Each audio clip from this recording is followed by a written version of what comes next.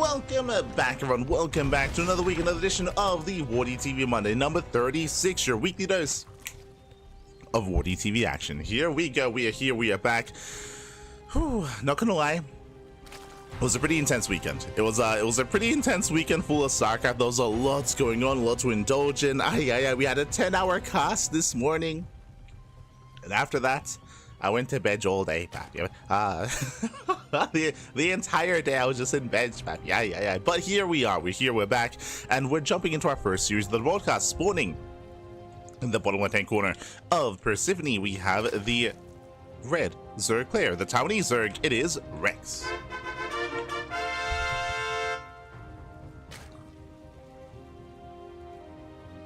And spawning in the top left-hand corner, we have the blue Zerg player. It is young Yakov.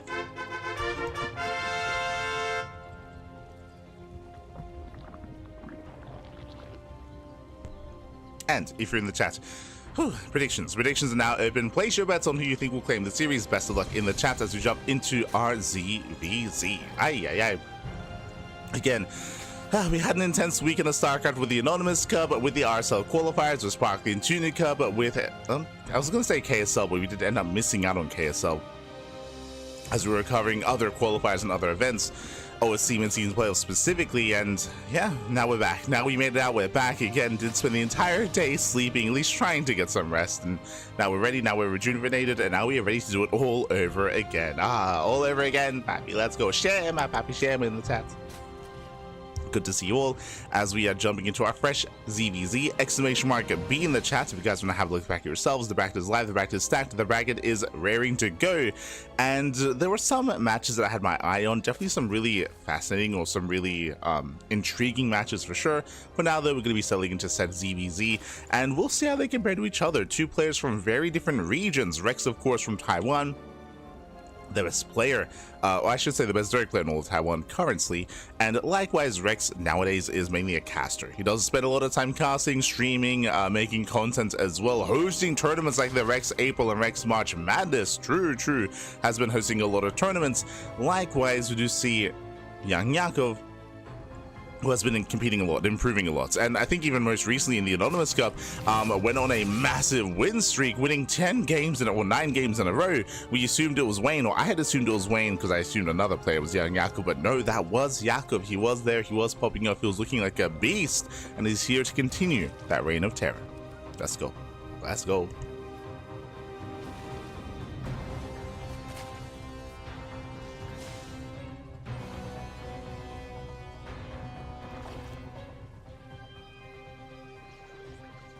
So we are going to be calming things down. Initially, we do have our Hatchcast pool opener, third base on the way for Rex, so everything looks standard from the side. Oh, never mind. I was going to say everything looks standard from the side of Rex, but that was before I saw the initial Evo chamber into Carapace into Roachborn. So we do have a Ling Roach out of Rex, likewise 2-base Roach out of young Yakov. Likewise, though, he does go for Link Blood. I should say, despite that, does open up with the Link Flood, does zoom across the map. Remember, no Bathing to defend for Rex. So Rex, he's in trouble here. We have 26 things in production, and will they pop out in time? Will Rex lose any workers here? Rex, he should be okay, but the third base is going to be under fire.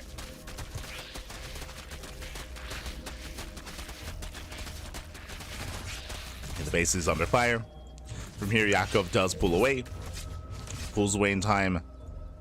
And Rex, he will maintain that base. He should clean this up. Behind this, Rex, he shouldn't be able to achieve too much here. Roach production should be on the way for young Yakov. He does fully wall off, taking his gases, going into the lair. And young Yakov, he might be tempted to go into muta play from here. Again, we saw a lot of mutas out of Rex, out of young Yakov previously. And we'll see if he can get there. See if he can get there. Now Rex is deflected. Yep, there it is. Spire is on the way, as we did mention. And Yakov has been very fond of muta play here in ZVZ. We saw a lot of that over the weekend. And Rex, he's not training. He could be, but he's not training up. He's making roaches. He's on 1 gas geyser. Roach production has begun. +1 carapace about to finish. Again, this is an upgrade that does benefit both lings and roaches.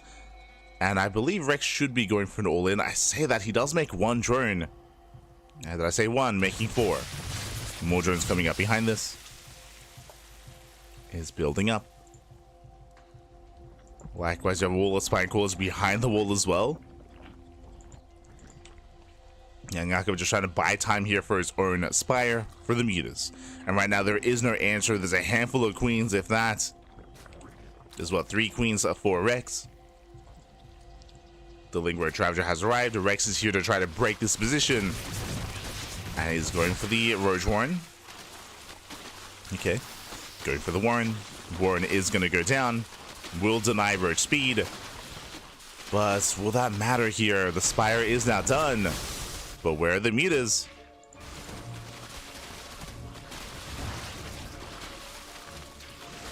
Chamber going down as well. There we go. 5 Mutas are on the way. Mutas are coming. The wall has been broken. There are a couple of defensive banelings. And Rex, he's still not droning up, by the way. He's still not saturating.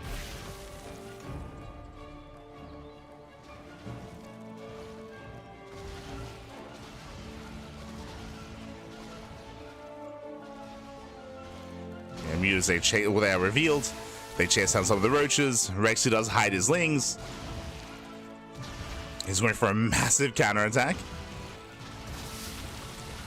Mutas are chipping with the army. Remember, the roach one was sniped, so no more roaches here for Young Yakov. This base is exposed. The army is exposed. There are 2 banelings, though. And here comes that Link Flood. Link Flood, Link Flood moves in. Banelings go down. That's a cancel. Keep going. We can keep going. Oh, but there's so many banelings. There's still so many banelings here. Even with Carapace, it may not be enough. As they turn back around, yep, links are deflected. They at least deny the expansion. That's true. They at least keep Young Yakov on 2 bases. And Rex is droning. Rex is droning. Rex is saturating. He's building back up.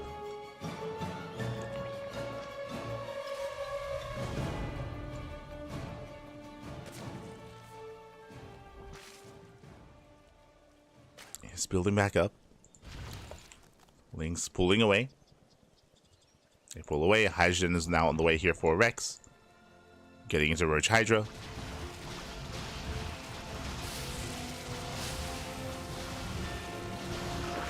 Oh. Catch an Overlord. Getting 2. So many Overlords have gone down. So far, 4 Overlords. Likewise, Rex is now pinned back home. Young Yakov finally can expand.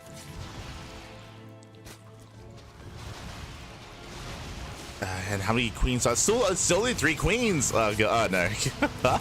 Still only 3 queens. The base is gonna fall. There's no saving this. Not like this. Not like this. And Yakov just maintaining that map control. Containing Rex on 2 bases. Denying any mining. Honestly, could even just dive on the queens.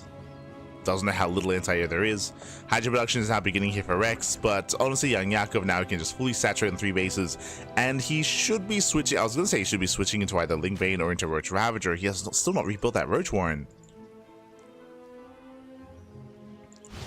He's just doubling down on Mutiling Bane. Oh my, oh god, he's getting so many Overlords. Oh, nice control. Yakov, he does keep up with those lings. So far, so good. Ooh, that's a kill. That's a kill on the hatchery. Rex still cannot keep up. Spore goes down.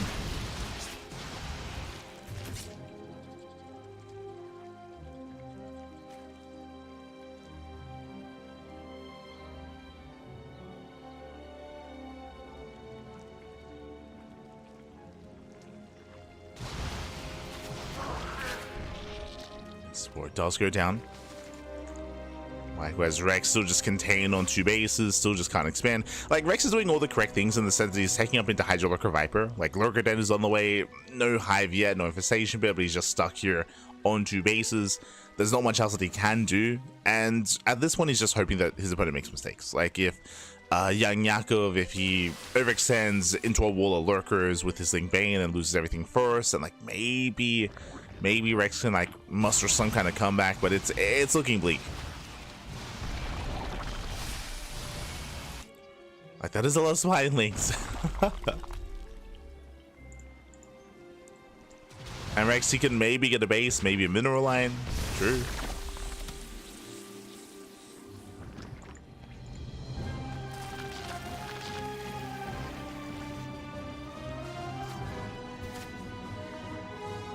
Speaking of, as Jakob moves out, yep, Rex is moving in. He's going for the bases. Ooh, but the Bailings, they crash into the Hydras. Hydra's going down. The Muta's down. There's nothing to stop them. There's nothing to stop them. They can just commit that. As Lings, they get across the map. They catch reinforcements.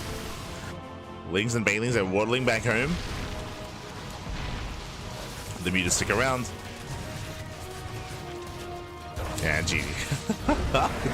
GG gets caught. There's just not much back at home to do. Or there's not much to work with. And with that, young Jakob takes game 1. GG. The writing was on the wall for a while there. It was just a really rough position for Rex. I mean, going into Mutas and going up against Mutas, it's quite a difficult thing to achieve, especially if you miss it. Especially if you're committing that hard into an all-in, into a big, massive push for your opponent to already get away with Muta tech. It's so difficult to break them. And yeah, Rex, he was behind from that moment, from that time. And we'll see if Rex can recover. We'll see if he can recover. We'll see if he can bounce back. We'll see if he can make a series out of this. Let's go. After this series, we'll be going over the bracket itself. We'll go over the brackets and we'll try to catch up on the upcoming matches. We'll do what we can.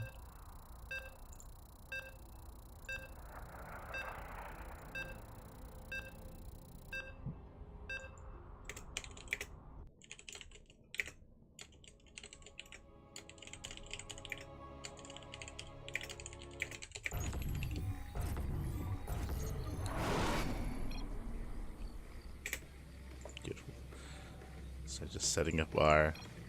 Oh my... Sorry, I was just setting up the YouTube title. I didn't even notice. Okay, never mind. Can I...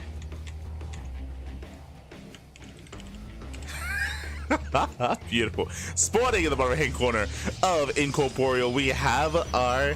I was going to say Taiwanese Zerg player. Nah, never mind. He has seen the light, baby. He knows how do you beat Zerg. With Protoss, the red Protoss player for Offside Esports. It is Rex. And spawning in the top left-hand corner, we have the blue Zerg player himself, leading the series 1-0. It is young Jakob. Let's go. As Rex is going to be whipping out his... Okay, he's kind of right. Oh, he's great. He's an animal. I mean, what do you do when you're off race? You have fun, baby. It's cannon rushing time. Rex, he can now vent his ladder frustrations. It's time to cannon rush my opponents. We'll see how it feels be on the receiving end, or on the giving end even. Jesus. As here we go, we have the initial pylon. Overlord is over the base, so young Jakob does notice, does respond, does pull 6 drones. So 6 drones are pulled. He's getting on top of the pylon. And with this, the northern pylon should be focused down. And with that, we should be able to get on top of the cannon. But there is a second probe on the high ground, though. And we can throw down more pylons. There we go. More boys are being pulled to that second probe. First pylon does fall. Again, this cannon should be under fire. Yes, we're getting on top of the cannon. Kills a probe. Kills a probe. Kills both probes. I mean, there is a cannon in the mineral line, which may finish as well. Yeah, the first one does complete. Okay. First one does complete. The cannon rush is somewhat successful. Takes down a couple of workers. Second cannon is going to finish up as well. And Jakob, he bleeds out 2 workers. He has to pull away. Has to go back into the main. Behind this, no further tech. Lings are on the way, though. And with the help of these Lings, with the help of these Queens, I think that young Jakob can save his base. I think he will have enough to save the expansion. Backup probe on the way. The base is getting low. Down to half HP. Oh! Probe is getting caught out. Lings, they collapse on the first cannon. And they should kill it. Yeah, first cannon goes down. Second cannon should be going down as well. And with that, we defend. With that, young Jakob does defend. He does hold. Behind this, we do see Rex going into 1 base Stargate. Let's go.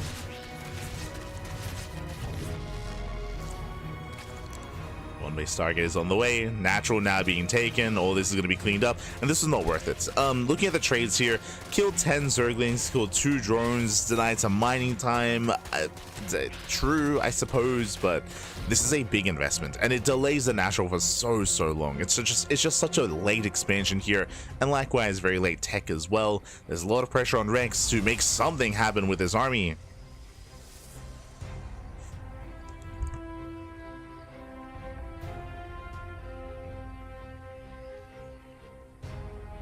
We'll see if he can.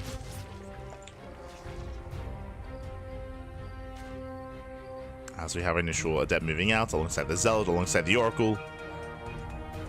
A bit of everything.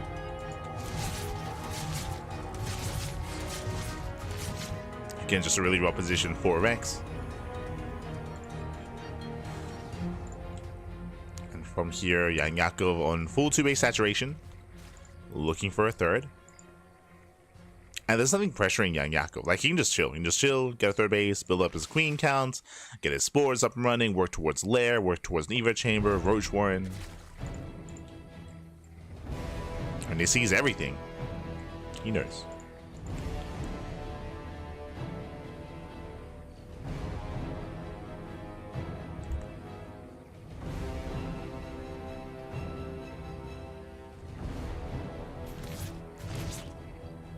Oracle does poke in between the bases.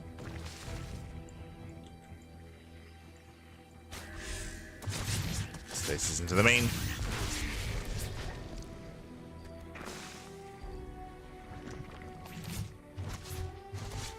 Oh. As the Oracle does take a lot of hits. Now from here, what can Rex do? I mean, very often we do see like all-in follow-ups going into like second Stargate, Mass Oracle +1 into charge, right? To make use of the Forge to like rush into early +1 into like a Twilight Council into a charge-based all-in, or maybe even into a Fleet Beacon, into Sky Toss. Here it is going to be a Twilight Council on 2 bases, which is aggressive, and we can still head into something like Glaive Adepts or Charge or Blink. But this does feel very shaky, very delayed. Very wonky here for Rex. Yakov is free to saturate.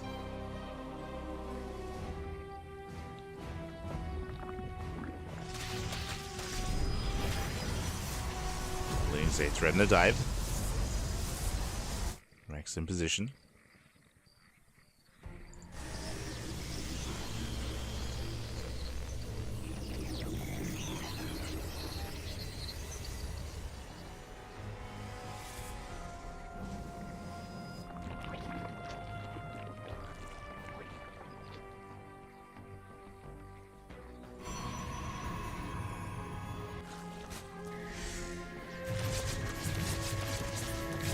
Saves trap across the map. Oh!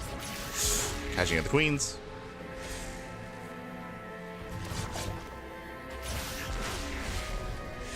Catch the queens likewise. More sage traps here into the mineral line.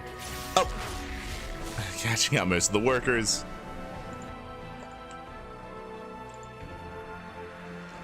I mean, that not bad. Good damage.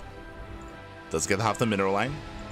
More oracles moving out. Behind this, it is going to be Blink, not Glaives or Charge.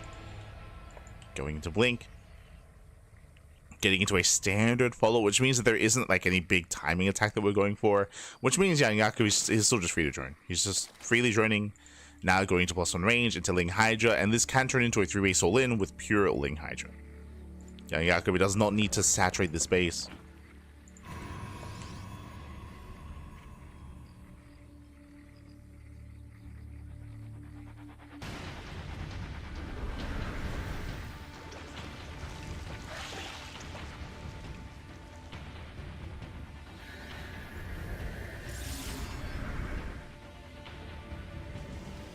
Stasis traps are being thrown down.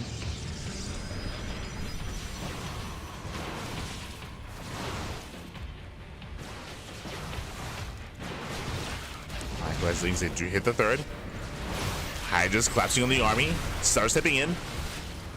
So far, Stalker's the blink control is decent. But that armor's just not there. We're going for a 3-base all-in, attempted 3-base all-in, but yeah, there's no holding on to this position. Yeah, GG gets called. The proxy is gonna crumble, and with that, Young Yakov will claim the series 2-0. GG. GG, well played. Young Yakov, he will claim the series. Rex flexing his Zerg, flexing his Protoss as well towards the end there, having a bit of fun. Unfortunately, the cannon rush did fall in its face, was able to get some damage, but nowhere near enough. Nowhere near enough to actually make it pay for itself. And from there, Rex, he was just behind. He was just in a really rough position. GG. GG, well played. And with that, Yakov, he does claim the series, does make it through. And the question becomes, who's up next? Exclamation mark, be in the chat to have a look at the back yourselves. As a reminder, this is a weekly open tournament. Every single week there is the WardiTV Monday. It is open to all shapes, all sizes. Here we go. We have some updates. We have Rogue. Rogue takes down Mocha 2-0. Shin takes down Ragnar 2-0. And we have Rogue versus Shin in the next round. Likewise, Classic winning for the winner of Neglect and Strange. They're looking to face off in the upper part of the brackets. Scrolling down, we have Clem. Clem waiting for the winner of Geralt and Nice. We have Cure waiting for the winner of Percival and Baby Marine. Creator waiting for the winner of... Creator was waiting for the winner of this series. Here we go. Up next, Creator versus Young Yakov. Let's go. That is going to be our next series. It's going to be our next matchup. Oh, can I, off memory? Creator, he's not on Sentinels. He's not on ROC. Creator, he is on... not quesadilla. Can I type it correctly? Alcadia. There we go. Alcadia Esports. That's it. We got there. We'll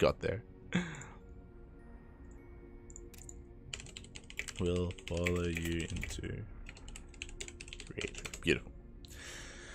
Okay, so Creator versus Young Yakov is going to be coming up next on the channel. Meanwhile, scrolling down, do we have any other updates here? Do we have any other results? I believe we should.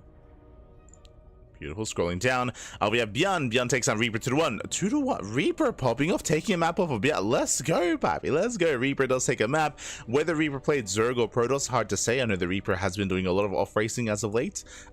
So best of luck. Meanwhile, Lambo takes down Lucky Luck. Likewise, we have ByuN versus Lambo in the next round. herO versus Arcfire. Arcfire takes down Hearthstone 2-0. And Skillus up against Solar as well. Honestly, some really juicy matches. Like, you can't go wrong. Like, Rogue versus Shin. Creator versus Young Yakov, ByuN versus Lambo, herO versus Arcfire, Solar versus Skillus. I would love to cast so many of these matches, but honestly we're quite limited, and we can only cover so much. So we are going to be following Young Yakov into Creator, into ideally the winner of Lambo and ByuN. I was going to jump onto ByuN versus Reaper and follow that into Lambo. I was going to follow that. I was going to jump on that.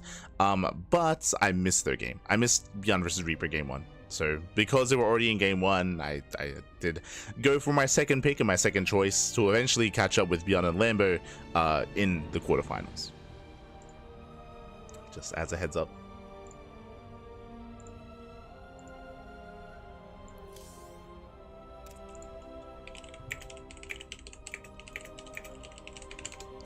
But otherwise, we do have a bit of a break here. Otherwise, we're going to be going on a short break. Clem 4T today, yes. The reason for this, if you know, is Classic won last week. Classic, he has a higher seed. Classic was last week's champion, so Clem does have a lower seed. As I want to say, Clem, he went down last week in the quarterfinals to Mana, right? Like, Clem didn't even make it to the semis. So Clem currently on a much lower seed. Speaking of, is the Clem Crusher here? Where's Mana? Mana, he's not. Yo, Clem with a big sigh of relief. He's like, Mana, please let me earn my paycheck, papi. Let me earn it. Mana's like, okay, I'll let you win this tournament this week. I won't sign up. Okay. So Mana has graciously allowed Clem to not have to face him this week, as Mana did not sign up. Unfortunate.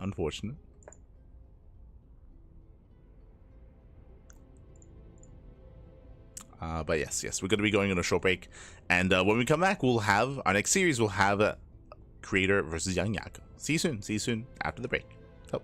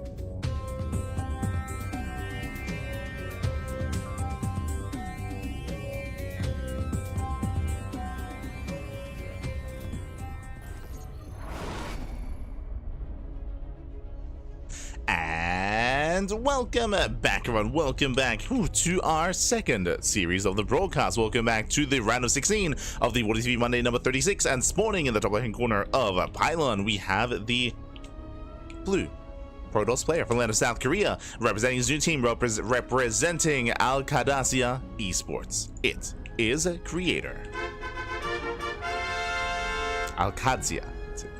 And spawning in the bottom right hand corner, we have the red Zerg player himself. It is Young Yako.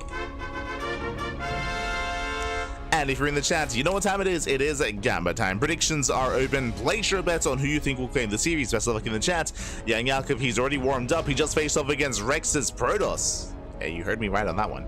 And did look quite comfortable, quite strong in that series. But now he's up against one of the best Protoss players in the world. Creator, of course, I'm sure reinvigorated. I'm sure he is ready. He is raring to go, as he did recently join a new team. He joined, as I mentioned, Al-Qadasiya Esports. Now only one player remains without a team. If you remember, we've been talking about this over the past couple of months, how there were certain players that we were expecting to join teams. Certain players like Gumiho, like Classic, like Creator, Zan, alongside a couple of others that come to mind. Showtime's the other one as well. And they all join new teams. Within the past month, they've all joined new teams. But there is one player that is yet to, and I'm still holding out hope for it, especially depending on how DreamHack Dallas does unfold. But Estrella, Max Angel, he was on Virtus Pro last season. This season, I'm hoping that he's able to find a nice place to call home as we do near closer and closer to DreamHack Dallas, as Dallas is merely days away. Merely days. Ah, no.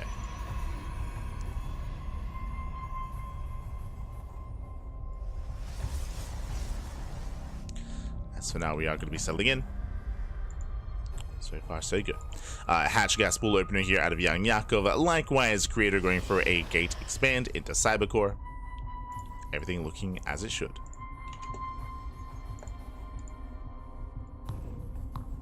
Catching up. Where predictions? They were there. They were there, Pat. Ah. They were there. What are the predictions looking like?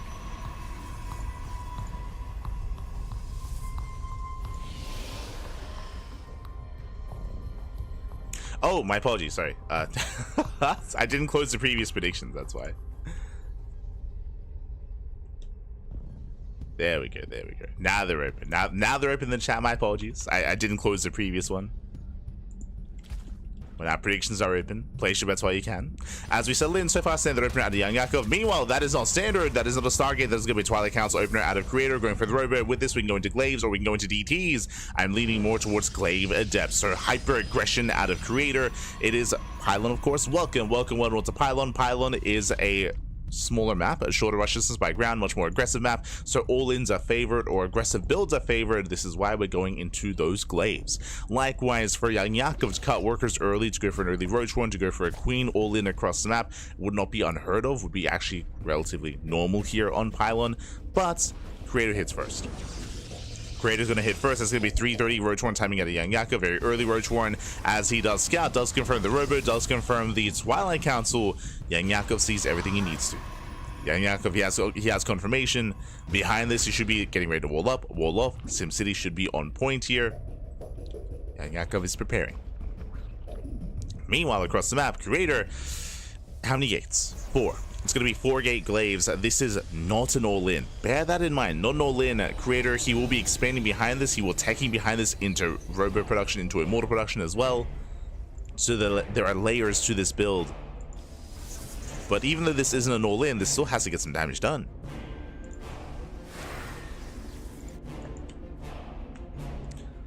As Creator, he does move out. Does move out. Remember, he can warp in 4 Adepts at a time. He's got 8 Adepts so far. Roach production has begun. Young Yakov is not set up to wall.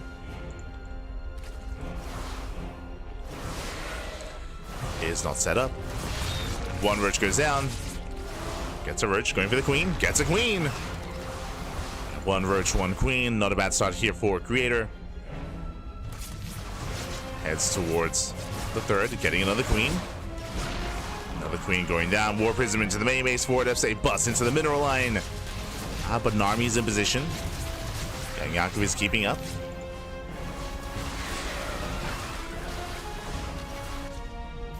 so far is keeping up. End up say threatening another shade.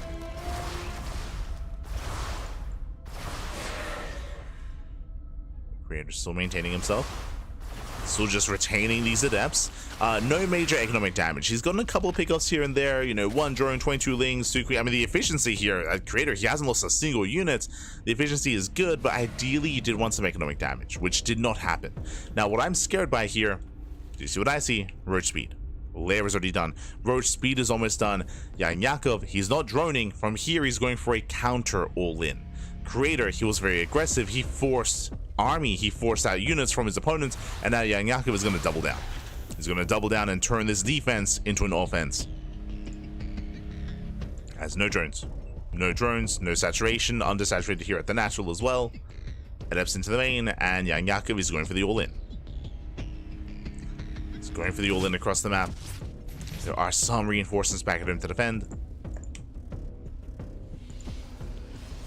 Yakov, he commits in and takes out the Stalker. There's no shield battery. Yeah, no shield battery, no wall. Roach is there waddling in. He does get the first immortal. Up! That does get the first immortal. Boys are being pulled. Probes are going to be going down. That is going to be critical damage. Yeah, the Prism races back home. Biles. Oh my god, they don't quite connect. Meanwhile, roaches are cleaned up, and Creator, he holds on. He holds on. This one immortal killed like 10 roaches. It was crazy. 9 probes went down. But Creator does hold, and this was not good enough. The damage, I mean, from Yakov was not good enough. He needed more damage. Killing 9 workers, he needed to get the entire mineral line, and he didn't. Yakov, he failed to get damage done. He got 1 immortal, he got 9 probes, and Yakov is still far behind economically. So Yakov, he still has to find some more damage. He's still being active. Back at home, the immortal count is just building up higher and higher. We have a shield battery here at the third base, likewise shield battery here at the natural. Contamination on, oh, let's go, on Blink. Okay. Yakov, he's got some moves. Does contaminate.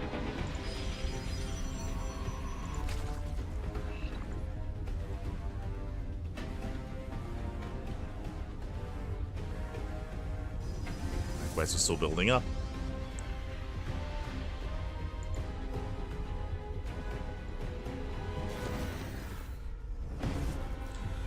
Still building up. Creator, he does have that lead. Creator's been enjoying a greater economy. Now up to 2 immortals, going into the Bay, going into Colossus. Because this Creator, he shouldn't be committing with this. His goal here may just be to deny the expansion. Just deny the base and then get out of there.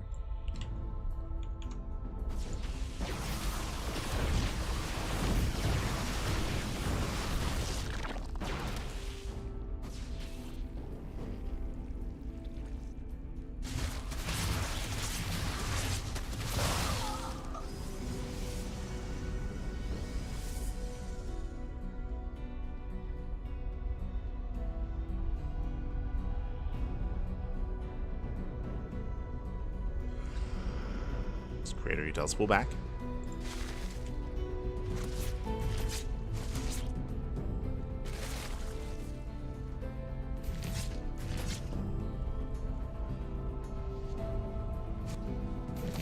Does pull back, rotating back into the main.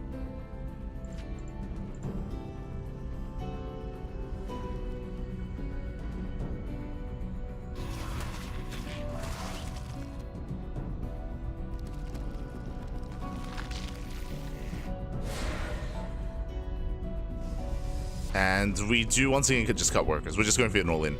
No saturation on these gases, just so it's going to be a 2.5 base all-in here from Yakov. Bailing's rolling forward, and he does collapse you on top of the sentries. Sentry's going to be going down, going for the Colossus. Oh, the Bailings! Can he crash in? Goes to the mineral line, and he will. Yeah, Probe's going to be going down. Colossus is saved. Yeah, clutch hold here from Creator. He falls back. He just has to buy a little bit more time. Extra warpins, and Creator, he holds. He holds. He shuts down the all-in. Bleeds out 11 workers. But that was everything that Yakov had. And again, he's not really built to scale into a longer game. He has no economy. Yakov doesn't really have the economy to sustain himself. Bleeding out more roaches, more ravagers. It was impressive. He almost broke through, but not quite. Not quite enough in the end. And now we're going to be losing the bases. Yakov does keep up. Let's hold on.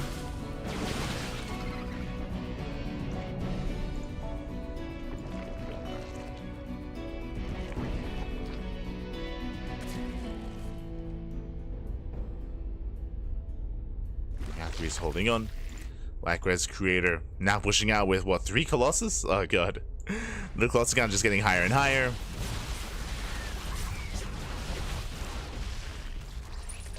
And again, creator who was just so aggressive this game, but both times just did not do enough. Creator's defenses were just a little bit too good. Top right is getting up and running, so creator just getting further ahead. He's waiting for that 3rd Colossus. And once it arrives, I mean, how do you stop it? We got 5 Ravagers. They can buy some time.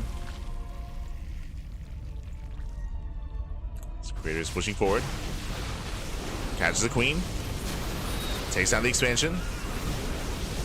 Files, they do catch one sentry. Yakov expanding elsewhere.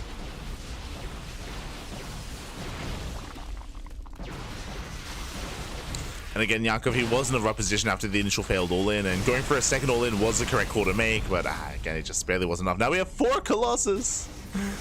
The quadruple Colossus moving in, the laser show. Look away. Oh no. It's gonna be crazy. As lasers they pop off, Balians they crash into all the initial sentries.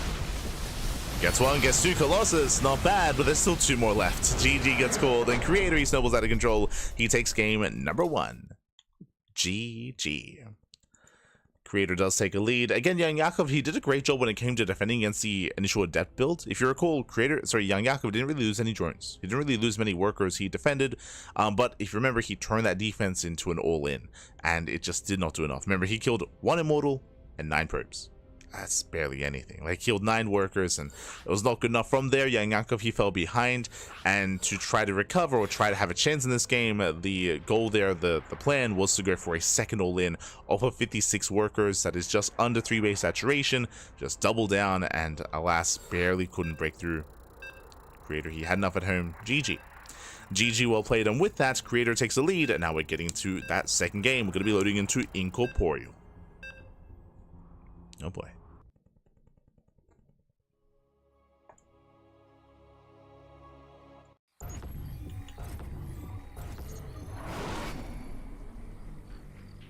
As spawning in the top left-hand corner of Incorporeal, we have the South Korean Protoss player. The Blue Protoss lead in series 1-0, and 1 game away from claiming the series and advancing on into the quarterfinals. It is Creator. And spawning in the bottom right-hand corner, we have his opponents. We have the red Zerg player down in the series. We'll see if he can bounce back and force the ace match. It is Young Yakov.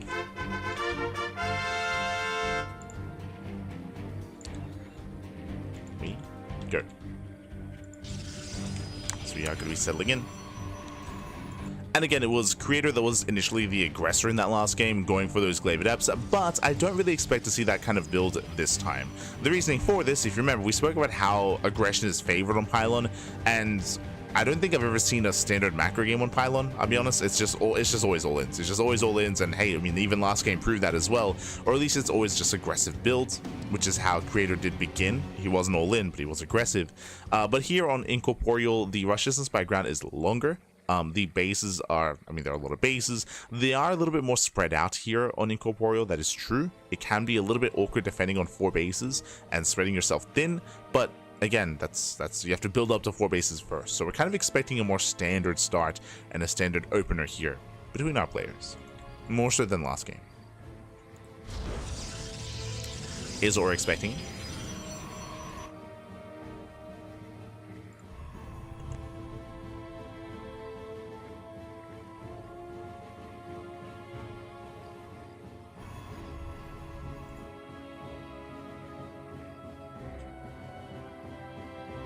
As initially we do open up, hatch gas pool, standard openers out of our players.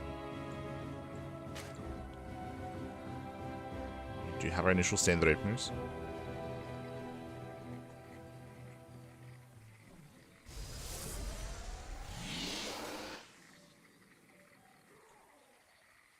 here, we're just going to be droning. Just going to be settling in.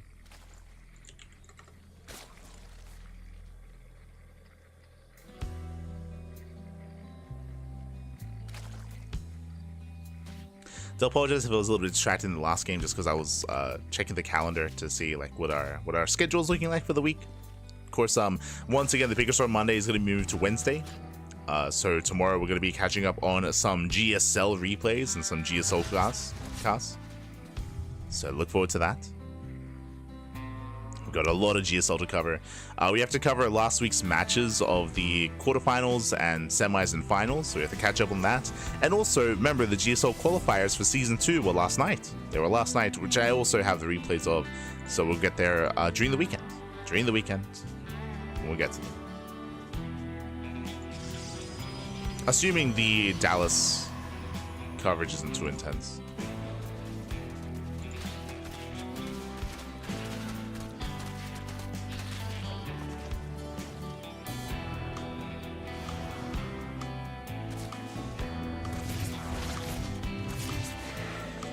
So now we are breaking in. It is going to be a Stargate Void Ray opener here out of Creator. So I should say Oracle first into Void Ray. So still a standard opener. The Void Ray is a little bit peculiar though. The Void Ray is a little bit suspect, as the goal is to hunt down the Overlords and to keep young Yakov in the dark. And the question becomes, what are we hiding? Well, what's the plan here? What's going on?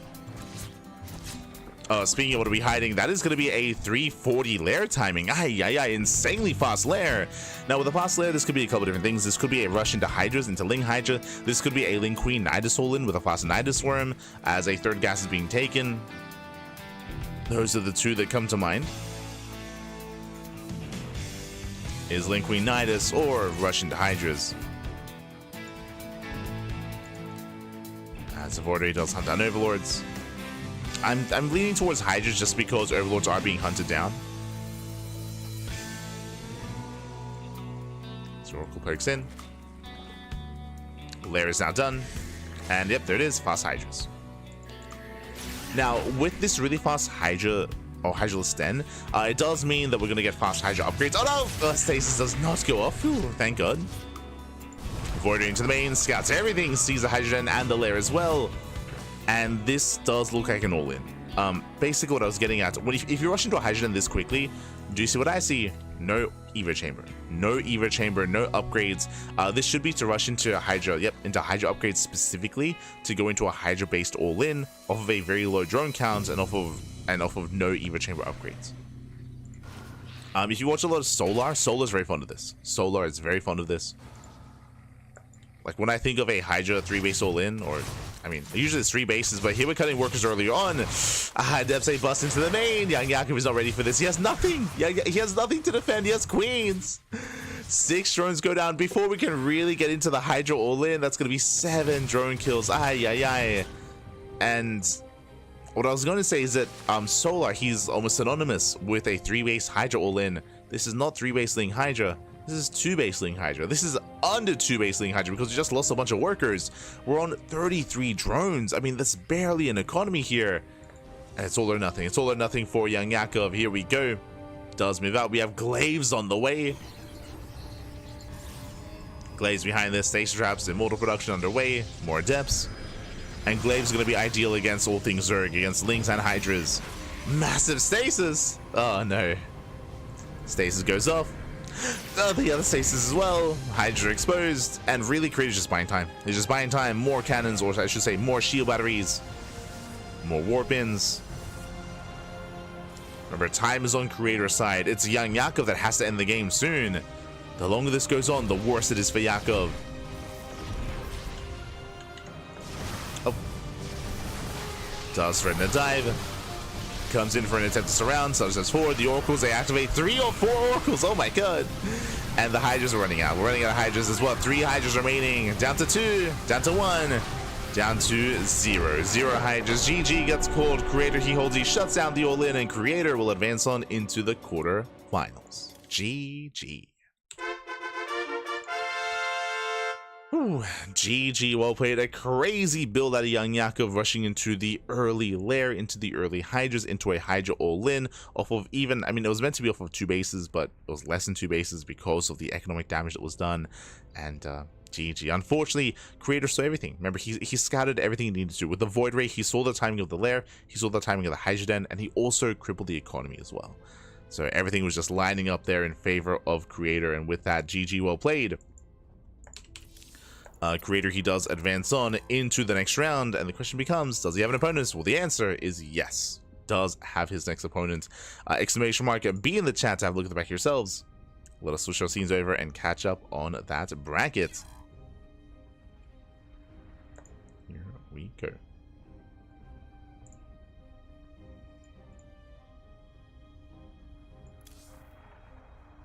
As I try to make my way over to the Korean server. But as you can see, you can get eyes on the lower half of the bracket. We have herO. herO takes down Ironclad 2-0, who took down Harsum 2-0 as well. Solar takes down Skills 2-0, and we have herO versus Solar in the lower quarterfinals.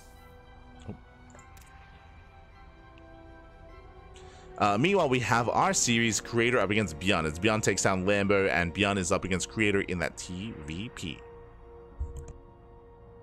Here we go.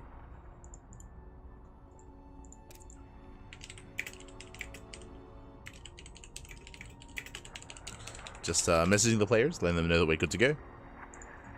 Just letting them know. As we clean up the bracket. There it is. So again, we have Creator versus ByuN. We have herO versus Solar. That's also about to begin. I believe that's going to be covered by Inu. I believe Inu, the Korean caster, is going to be covering that. And Rex as well. So Inu and Rex, that have you covered with herO and Solar. We have Creator and ByuN. Scrolling up, we have herO versus Percival still ongoing. And we have Clem versus Geralt also ongoing. SHIN takes down Rogue. Big win there for SHIN. Does get his revenge from the GSL qualifiers. But SHIN, he will take that series. Waiting for his Protoss opponents, waiting for either Classic or Strange. Okay. As vetoes are underway.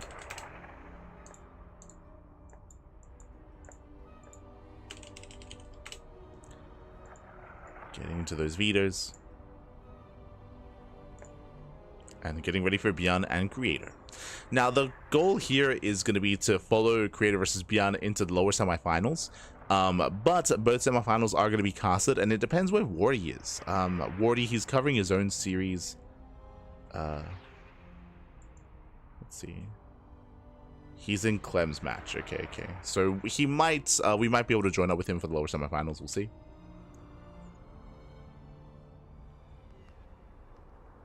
I guess it's sort of officially know who'll be casting Dallas, whether / what community casters will be allowed to cast. Yes, we don't really know that. I mean, we've heard who's going to be at the events. Like, I know that Fear Dragon Ravi, he posted on social media that he's going. I think he isn't going to cast, he's going for interviews. So he's going to be like maybe like a pseudo host, or he's going to be there to like interview players and maybe be like in the player pit area. Something along those lines. So I know that Ravi's going to be there. You can assume if Ravi's going to be there, you can assume all the other NA casters, right? Like Zombie Grub. You can assume maybe like Steadfast, some of the other local like NA talents probably going to be there. When it comes to community coverage, we still don't know. Like I've been trying to reach out about that sort of thing, but so far we don't really know. We don't like have like a form to fill out or anything like that yet. I can assume that it's just gonna be last minute, where like maybe like a day or two before the event, they're like, hey, fill out this form and you can cast. It's like, okay, cool. But I wouldn't be surprised if there is community coverage available for like the open brackets. Like typically they allow community coverage for like the open group stage, like group stage 1, group stage 2 sort of thing. So we'll probably be all over that. And if you remember, for EWC and for DreamHack last year, they did allow co-streaming. So if they do that again, then we'll be co-streaming as well. We'll be co-streaming the entire event, if they allow for that. Which again, I assume they will, just because they did it last time.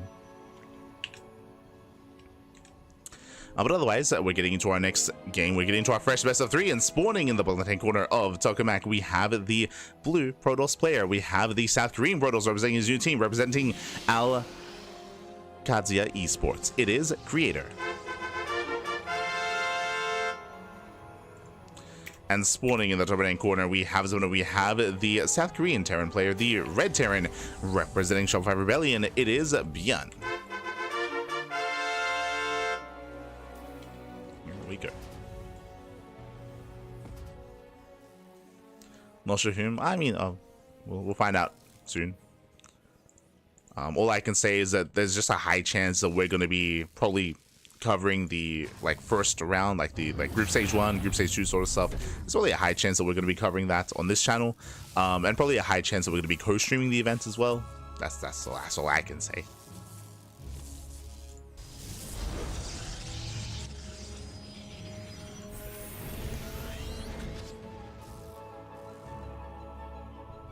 When I say high chance, I mean like maybe 70%. I'm like 70% certain.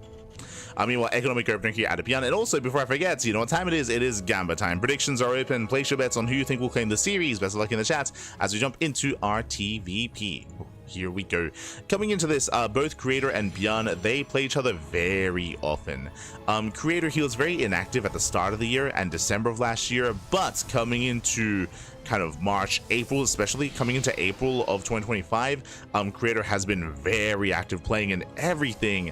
And you know who else plays in everything? ByuN as well. So these two players, they played so often over the past 2 months, I want to say. Like Creator and ByuN, they face off on a very regular basis, and they often go back and forth. They have back and forth series, back and forth games. I can see this going either way. I do lean towards ByuN. I believe ByuN has a slight edge over Creator, but again, I wouldn't be surprised if this goes to the ace match, and I wouldn't be surprised if Creator wins this series as well. Again, either way sort of thing.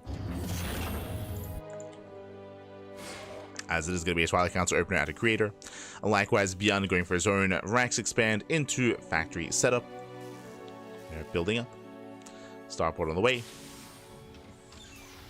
And we'll see where this takes us.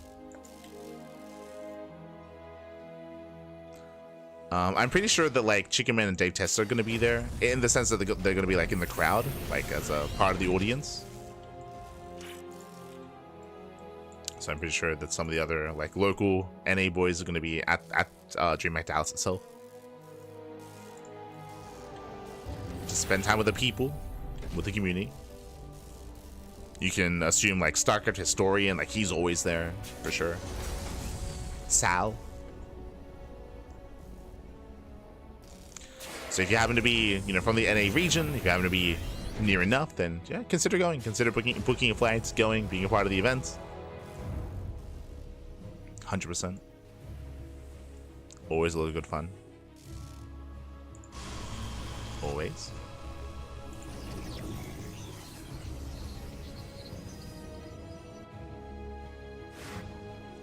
As so far we are throwing down extra gateways. I say extra gateways is going to be a 2-gate setup here, so 2-gate blink out of Creator. I say 2, getting up to 3. 3-gate blink Stalker, bit of a safer start out of our blue Protoss. No gases yet. Widowmine drop is coming in. Behind this, ByuN, he keeps his Marines back at home. He does not move out with the Marines. So just a Widowmine drop.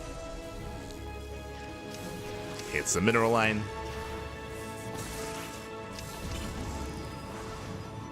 Oh. As my shot is going to be unburrowing once again. There we go. Takes on one probe. Just the one. Drop is denied into the main. Heading back to the natural, does unload, up, does unload and does not go off. Whew. Clean defense there by Creator, losing one worker. Was denied some mining time here, but does defend nonetheless. Behind this, ByuN, he backs off. He's at least aware of the blink-based opener. He's aware of the gateways and also aware of the lack of gases.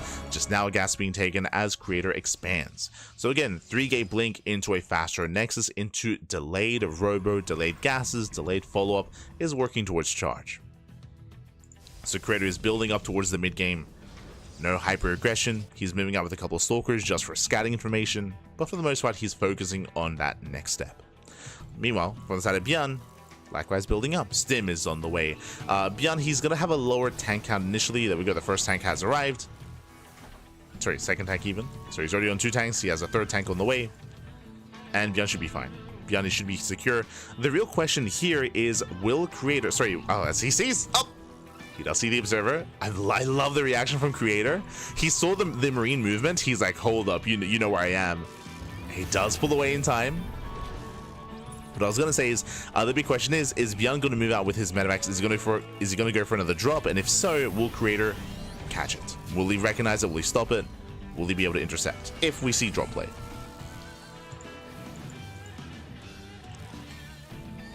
As Creator, he does pull away with that Observer. You can see ByuN is searching for the Observer as well. Being active with the Marines.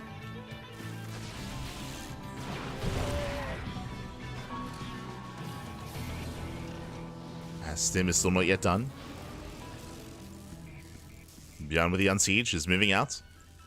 This is going to be spotted. ByuN should be able to catch the Observer. If he does notice, yep, there we go. Does notice. Does catch it. And Creator, he's getting ready. We have sentries, force fields. The Bay is on the way for Colossus production. But the Bay is still on the way. It's not going to be a part of this defense. Again, it's on Creator to slow down the army, to force the siege, to pick off a Marine, to maybe pick off a tank.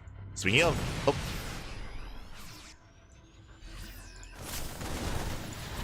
Yo, the Charger's catching reinforcements. Gets a Marine. Gets a Marine, forces back the army. Very nicely done. Creator delaying the push. Going further into the main. Forcing out a stim, saves all 3 zealots at the same time. Orders hard here across the map. Catching out 3 workers, and ByuN races back home. He just turns everything back around. And this will give enough time for Creator to build up the Colossus count. The Colossus are on the way. +2. Order hard once again into the natural, getting 5 probes. Oof. Creator once again poking in. Delays the 3rd TC. Does delay. Gets a Marine, gets 2. 2 Marines going down.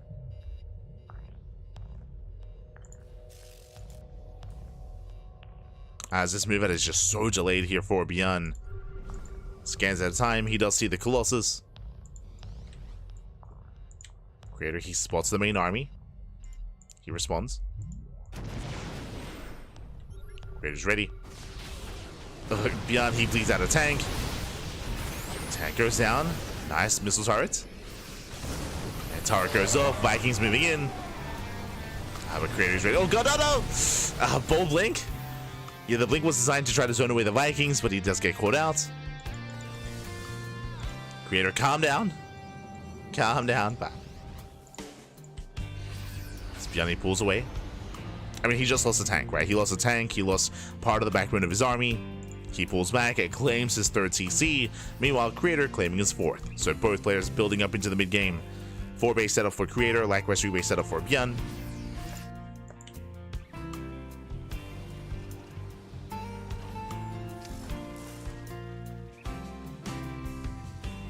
Creator poking forward. Does spot the Observer. Sorry, does spot the Widowmine. And will not get it. Not quite yet. That's struggling there with the Colossus. Widowmine goes down. Creator is going to commit in. And can he get on top of the tanks? Looks like he barely can. The Colossus taking a lot of hits though. Does overextend. Colossus does fall. The boys are being pulled. And ByuN is holding. ByuN is holding on. He sims on in. As Creator here overextended so hard here. Nice kiting though. Does kite well, but the Colossus still goes down. 1 Colossus left. Down goes the mineral line. And a very messy fight here. With the Zealot reinforcements, Creator, he does have enough. He saves the Colossus. Zealots come in. ByuN lost the mineral line. He lost 18 SCVs. And there's not much left on the ground. Oh. ByuN zones away that Colossus. Behind this, Creator on 69 workers. Nice. Getting a 5th base. Getting another expansion. And Creator, he traded well enough. And more importantly, Creator, he saved a Colossus, which deters any kind of counterattack. It means that ByuN is stuck at home. And ByuN is licking his wounds. Meanwhile, Creator can rebuild, remax, and do that again. And at this stage, it doesn't matter if Creator loses the Colossus, doesn't matter if Creator is inefficient, because he has a greater economy. He can afford to take a worse fight. He can take a worse fight, and it'll still be worth it for him. As long as they're able to deal critical damage, I'm referring to killing Marauders, Ghosts, SCVs. That's what he's looking for. EMP goes up. Nice EMP. Nice EMP. Zelda coming from behind. Viking's going to be going down. The boys are being pulled once again into the Colossus fire. Oh god. Yeah, the SCVs do melt. A nice control there by Creator, pulling back those Zealots. And GG gets called. Creator, he overwhelms, and Creator takes game number 1. Whew, GG. Creator, he does take a lead in the series. Again, Creator able to slow ByuN down so much. Remember, ByuN, he initially had his first stim timing where he moved out. He got slowed down. The Prism Zealot Harass dragged him back home as well. It was honestly really clean control and really good decision making out of Creator to catch those reinforcements, to hit the main base, and to force back the entire army, to delay the push. It allowed him to build up and get into Colossus, get his 4th base up and running. Creator, he was looking very comfortable back at home. The only thing that was really hurting or really hindering Creator was the auto-start harass, right? The Raven auto-start harass, that was getting a couple of workers here and there, which was nice for ByuN, but that was all he was really getting. Like, his main army wasn't really achieving too much, and yeah, Creator towards the end, he barely had the better fight, and snowballed from there. GG. GG, well played, and with that, we're getting into game number 2, and spawning in the top left-hand corner of Pylon, we have the blue Protoss player leading the series 1-0. And 1 game away from making it to the semifinals. It is a Creator. And spawning in the bottom right hand corner, we have the South Korean Terran player, the red Terran representing Shopify Rebellion. It is ByuN. Here we go. As Creator, he does take a lead. Again, he was able to buy a lot of time last game, get into a longer game stage, embrace his Colossus, embrace his greater army, and just pull ByuN apart. But now we load into a much smaller map. I say that, economic opener out of ByuN. So, oh, never mind. I say economic opener, he's going for the eBay block. Okay, cheeky move here from our Terran player. Slips on by, throws down the eBay, and is looking to delay.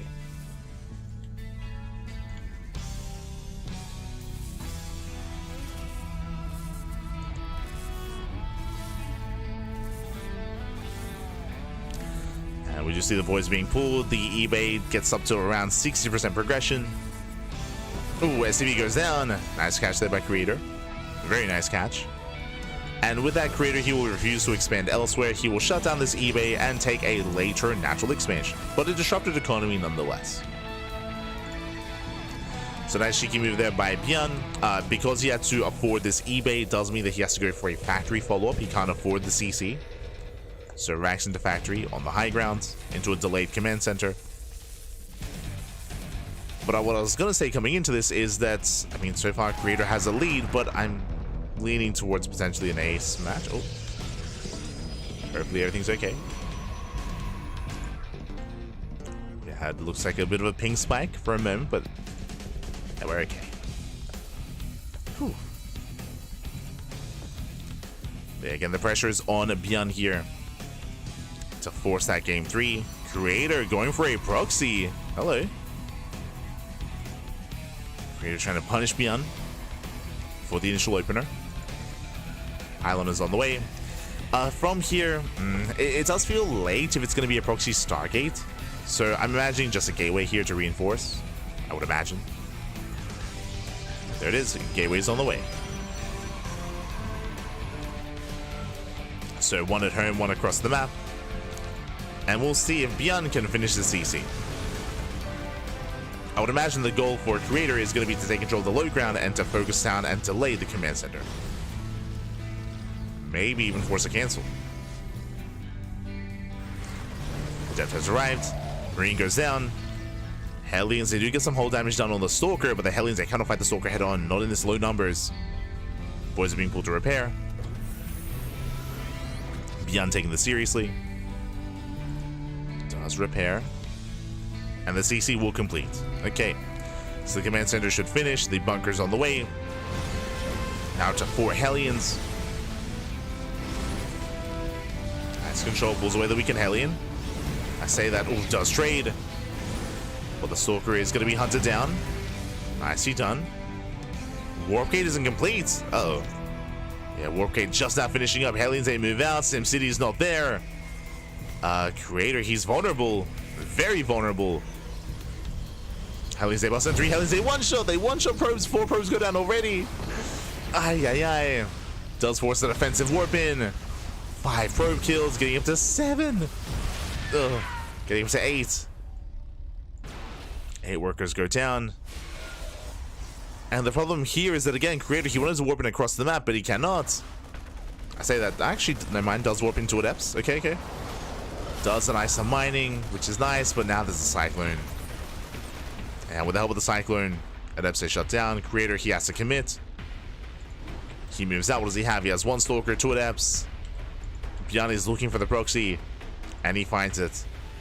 Does find the proxy. Creator, he turns around. The proxy is going to be shut down here, and ByuN with a very strong start to the game. ByuN, he killed, I mean, he already delayed the expansion, then he gets 8 probe kills, then he shuts down the Gateway Army, and now he shuts down the proxy. Creator, he has some catching up to do. And behind this, he's getting to 2 Gate Blink, getting to a 3rd base, but it is just a shaky start here for Creator. Very shaky.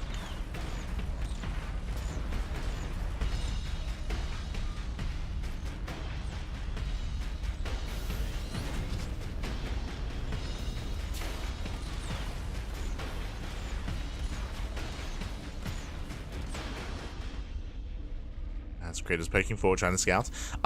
Because of how well the early game has gone for ByuN, I wouldn't even be opposed to ByuN throwing down 2 more Raxes and just going for a 2-base all-in and just pulling the boys. Like, to be honest, like he's in a very comfortable place.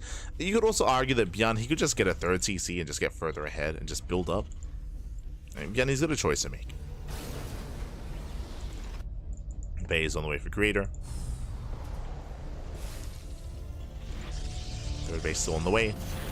And we'll see how ByuN does approach this. But now, of course, he has to wait for his upgrades. Like, he doesn't really have any pushing power without his stim, without his combat shields. So he's waiting for his upgrades before he can move out.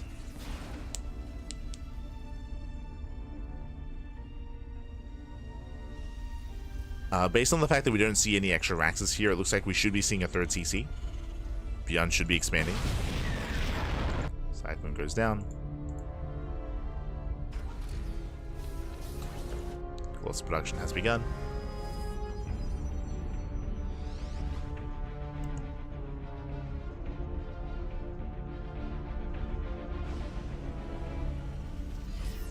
And here comes the move out.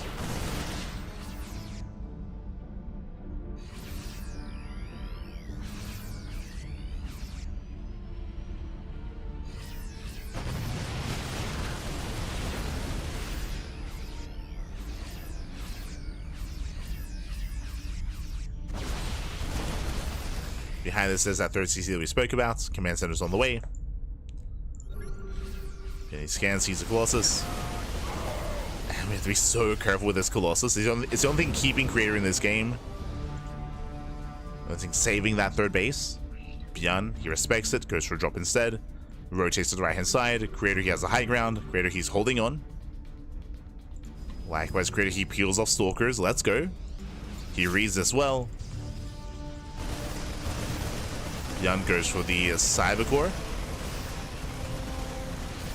Does go for the Cyber Core, will snipe. Nice pick up.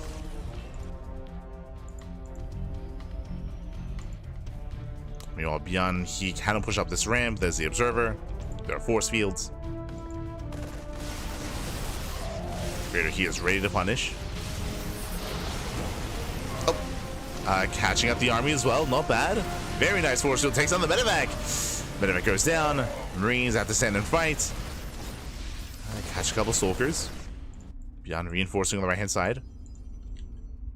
Behind this, going for a Ghost Academy. Landing a Star ZZ. But Creator, he holds.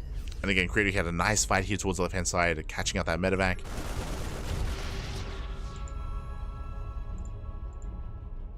ByuN, he pulls away. Claiming that third. Now from here, Creator, he needs his fourth, and he is going for it.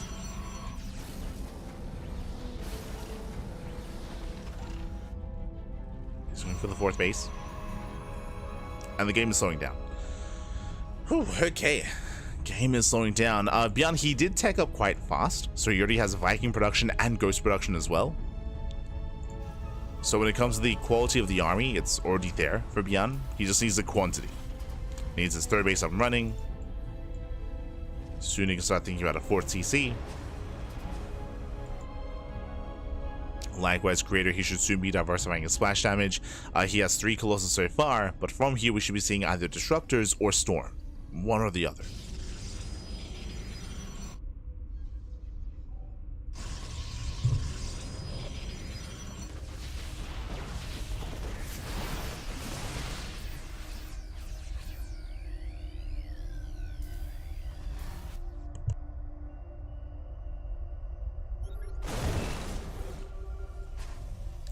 And again, if we can slow the game down, then Creator, he can make up for the earlier losses in the early game. Disruptor production has begun. Temple Archives also on the way, so working towards both. Disruptors and Storm. And ByuN should be the first to max out.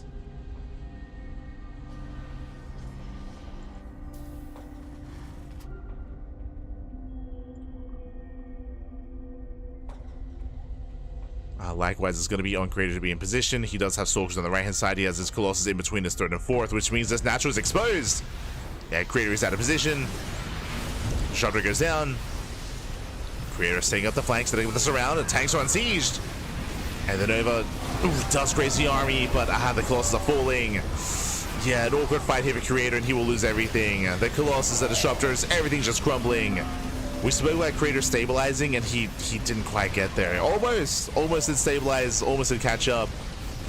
But unfortunately was completely out of position. GG gets called, and ByuN ties up the series at 1-1. Whew, GG. GG, well played again. It was just a really rough start for Creator, losing 9 workers, losing his proxy, delaying the expansion, just a really shaky start. We saw that Creator, he was able to survive. If you remember, he got his Colossus out, so he was able to survive the first push, but he wasn't quite able to fully stabilize. We could have seen a longer game there, but unfortunately, on top of that, Creator, he missed the move out. He didn't see the army pushing right down mid. You see how aggressive you can be on this map as well. Just the rush distance is so short. It takes so little time to get across the map and to get into the bases of your opponent. GG. GG, well played. With that, we're going to the ace match. We go into game 3. And we'll see if Creator can have a cleaner early game here. We'll see if ByuN can likewise find success again in the early game.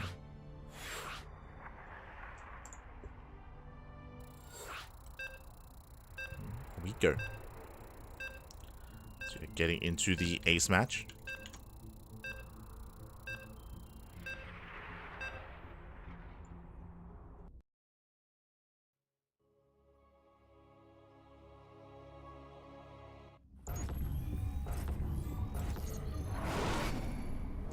As spawning in the bottom left-hand corner of ley lines, we have the blue Protoss player, the South Korean Protoss, being forced into the ace match. We'll see if he can bring it back. Representing his new team, representing Al-Qadzia Esports, it is Creator. For whatever reason, my brain wants to say Al-Qadzia. Like, I want to add that A in between for some reason. I don't know why. But in the right-hand corner, we have the South Korean Terran player, the Red Terran, representing Shopify Rebellion, it is ByuN.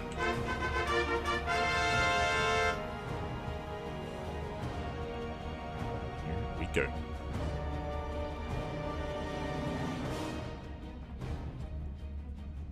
So we are settling into our ace match. It'll end here, it'll end on ley lines. And this can go either way. A lot of last game came down to the early game momentum that ByuN had, but this time I don't see an SCV. This time there is no attempted block at the natural. So Creator, he can get a more comfortable start.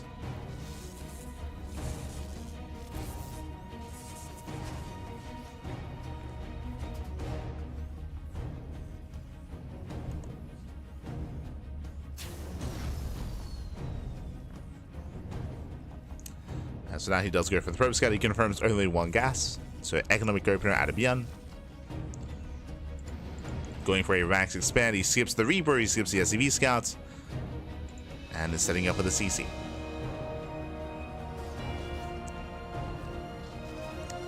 So just ByuN just being as efficient as possible. Going Marine first into Reactor. Again, 0 SCV scout, 0 Reaper scouts. ByuN, he should be scouting later with Hellions. So it should be factory into Hellion, into a Hellion scout later on. Otherwise, he could scout with his Widowmine drop, which will be far, far later. And it can be risky. Can be very risky, skipping the Hellion.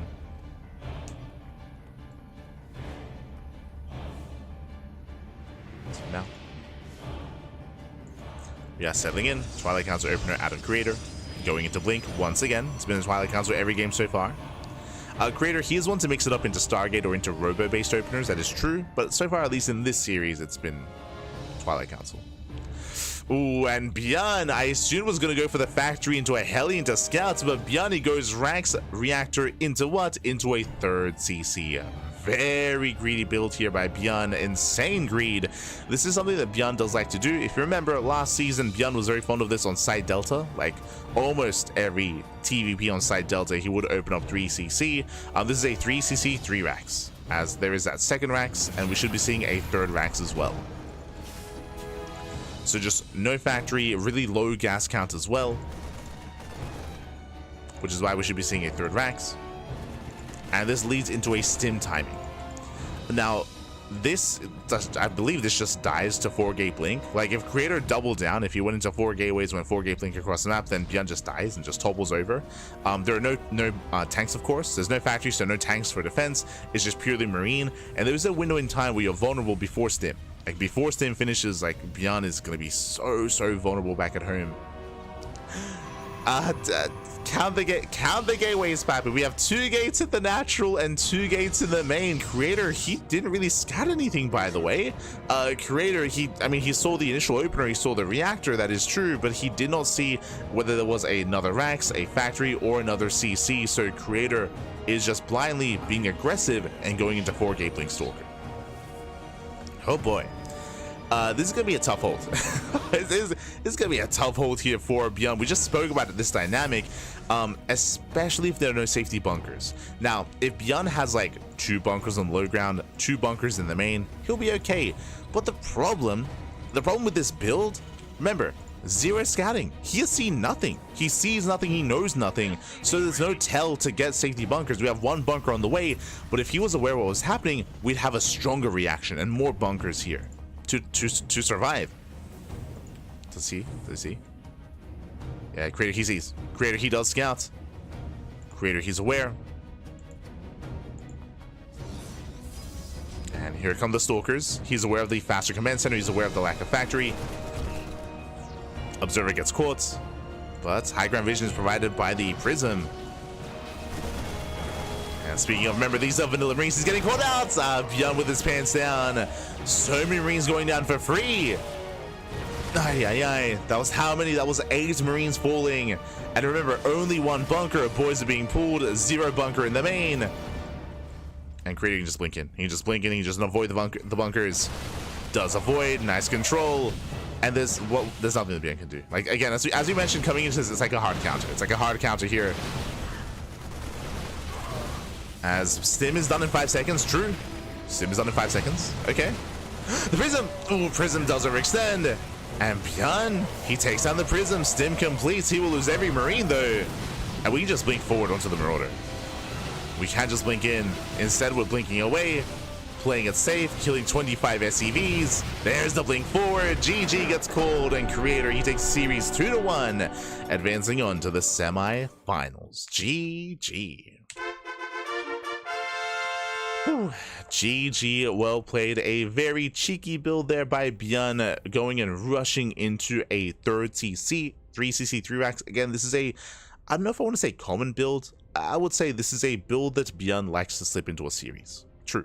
He does like to slip it in. He's very fond of it in TVPs. He doesn't do it every game, but like once in a series is more or less expected. Like once a series sort of thing.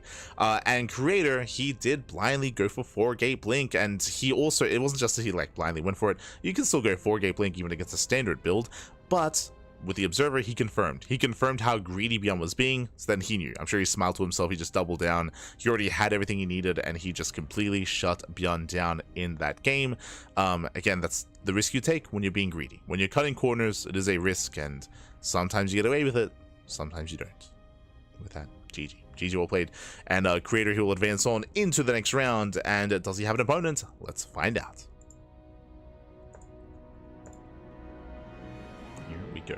Not totally sure who's going. I think Chicken Man said it was too short notice. Oh, okay. Might not see Chicken Man there potentially. We'll see. I'm sure if he can, he'll do his best to make it there, but would be a shame if not. Otherwise, we do have our updates. Creator, he's the first player in the semi-finals. Creator, he's there, and Creator, he's waiting for the winner of herO and Solar as they looked into a PVZ. Again, herO and Solar, they've been casted by Rex and by Inu. I believe they are covering that series. Let's have a look at Rex.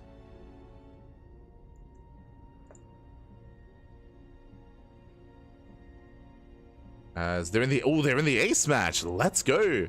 So herO and Solar, they're tied 1-1. Meanwhile, looks like Wardy is in the Clem series, Clem versus Cure. Okay, so it depends how things line up. But if Clem and Cure go to the ace match, we'll probably cast the ace match of Clem versus Cure. If Clem 2-0s Cure, then we'll probably cover the lower semifinals, depending on which one is ready first, I suppose. Oh, speaking of, SHIN just took down Strange 2-0. Okay.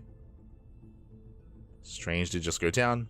Wait, Strange beat Classic? Yo, Strange, he's popping off. Let's go.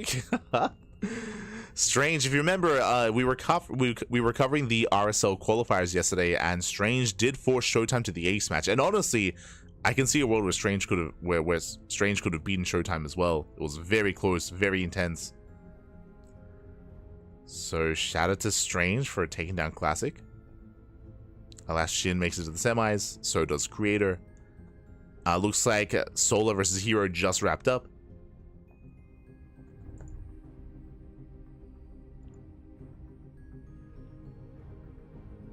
They just wrapped up. And that means there's one series left. That means, I believe it all comes down to Clem and Cure.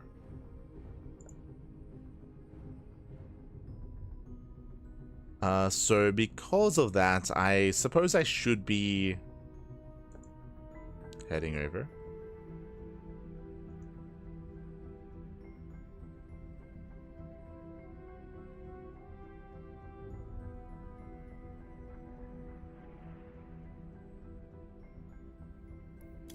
I'm just waiting for herO and Solar to be updated to know what's going on. But because of that, I don't know what we're going to cast first. So we're going to be going on a short break, and when we come back, we'll either have the lower semifinals or the upper semis. We'll have one or the other. We'll see you soon. We'll see you soon after the break. Hup.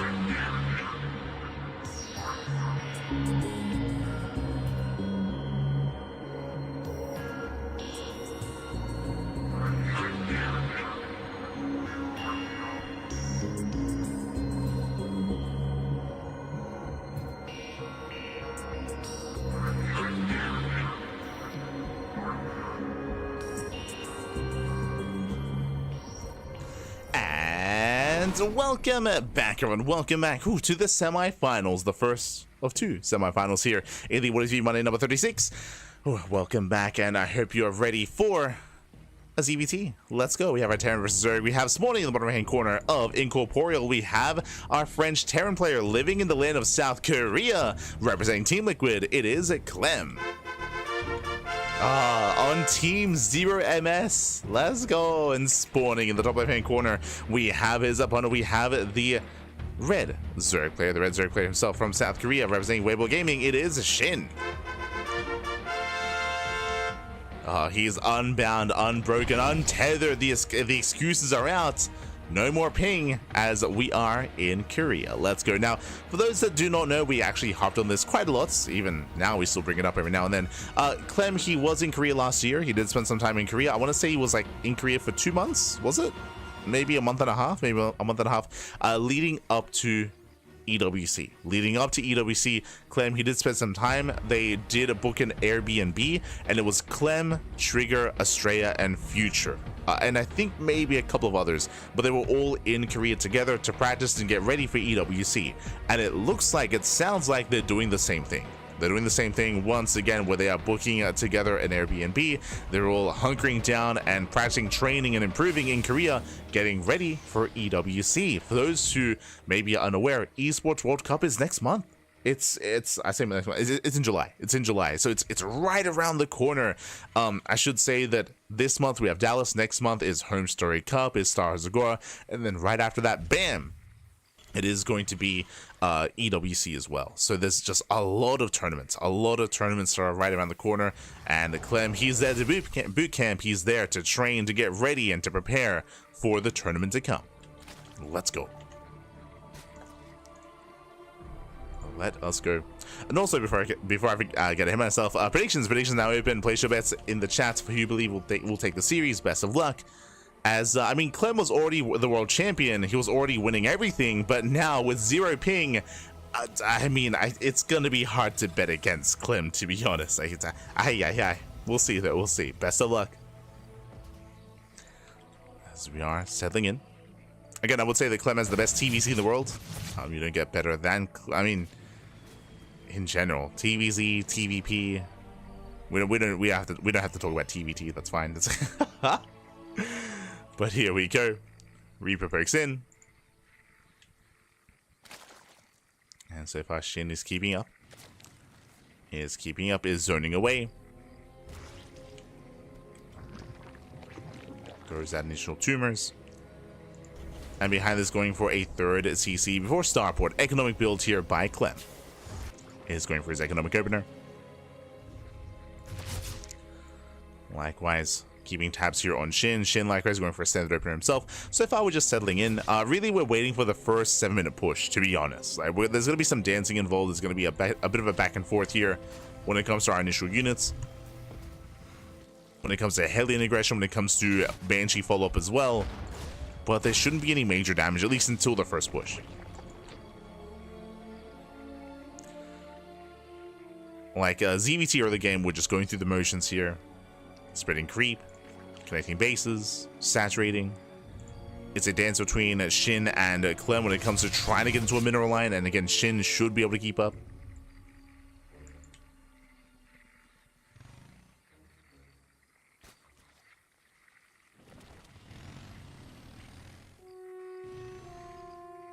So Clem is going to be fortifying, just reinforcing with extra Hellions, looking for a dive, looking for a way in. And from here says fly, but last SHIN, he will punish. Oh, he tries to. He does attempt to. Nice movement here from Clem. He gets surrounded. Hellions get surrounded. SHIN, he will shut this down, and SHIN, he will hold. Whew, so far, so good. SHIN, he cleans up the Hellions. From here, he can drone. He is now free to completely drone up, saturate his third base, saturate, and get a fourth base as well. As Clem does overextend. Oh, Clem getting too excited. He's like, oh my god, I can micro my Hellions. Let's go. It's like, Pappy. Respect the links, Pappy. Aye. So from here, we can calm down, spread creep, connect bases. Likewise, Clem back at home and claiming his third. and get into his own 3-1-1 setup. And we're gearing up towards a 7-minute push. Double eBay, double upgrades, stim, combat shields, cloaks are on the way. And we're waiting for that push. When it comes to the defensive setup here on Incorporeal, it is going to be a little bit difficult to save or protect the 4th base. It's very out in the open here. A lot of this will come down to creep. Like, if the creep is solid, if the creep is not just connecting bases, but out on the map as well, then SHIN can take a fight. Speaking of, the creep is spreading. Oh, it was.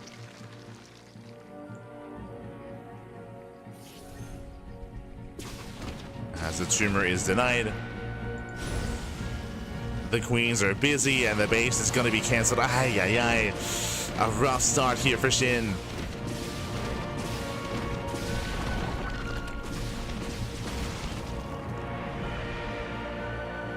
So there we go. The base is denied. SHIN stuck on 3 bases. And SHIN, he needs that 4th. Banshees, they try to find a queen. Oh, they will. 1 queen goes down. Banshees, they get 4 drone kills, and a queen, and a base. Black Weslings, they get spotted by the Hellions, by the Zelnaga tower. SHIN gonna be forced back.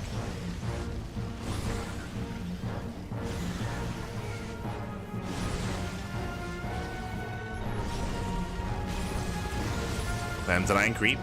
And what's scary here is that these active tumors are falling, and this means that this 4th base is so vulnerable when it comes to the push. We spoke about it, like, I mean, from the beginning of the game, how it comes down to that first big timing attack with the 1-1 upgrades. And Clem, he's setting up very nicely for it. And again, SHIN, he has to fight for this creep. Otherwise, there's no saving the expansion.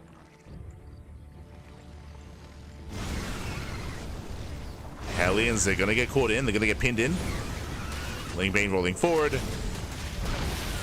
1 Baneling goes up. Hellions are cleaned up. But here comes the main army. Now, only Marines. Okay, only the Marines. The tanks are being left at home. Oh, when I say left at home, oh, they're stuck. The Sim City. Clem, the tanks are trapped. I'd say no, forced to pick up.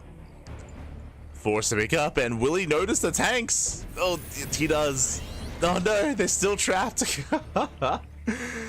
Still getting used to the map itself, it seems.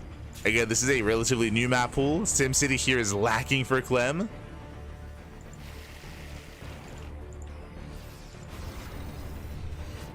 He does break out.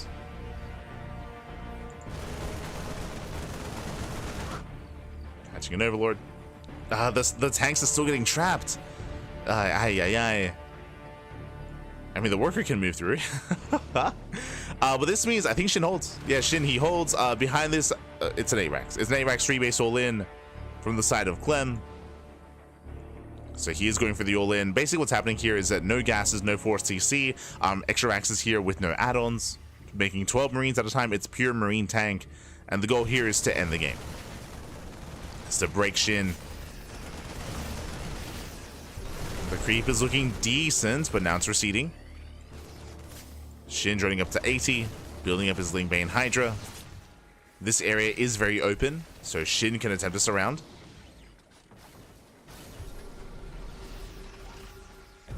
Like, this may be the best fight that SHIN can hope for, is out here in the open. Here we go, he does collapse in. It does pull the trigger. Bailing's rushing forward, tanks are cleaned up, and SHIN, he is holding. Yeah, he's holding on, he shuts down all the Marines. Hydras, they push on forward, and I believe SHIN should have enough.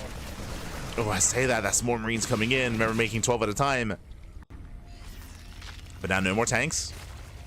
No more tanks, only 2 more Bailings. No detection. Everyone's here just now morphing in. Banshees overextend. Bailings are completing. Oh my god. The target firing is brutal. Yeah, brutal target firing, but regardless, SHIN, he does hold. He cleans up the army. Again, that first fight was ideal. First fight was also delayed. And Clem is in trouble. Clem, he's in trouble here. Trying to make a stand. Nice target firing once again. Marines, oh my, they just stand and stim. Jesus.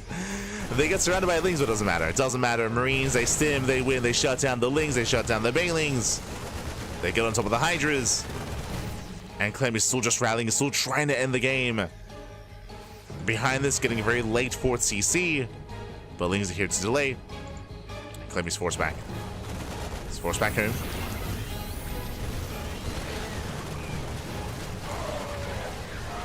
He's forced back home. And SHIN is buying more time. Remember, SHIN is on 80 workers. Now we can take him into Hive. The Hive is still late. I will say that.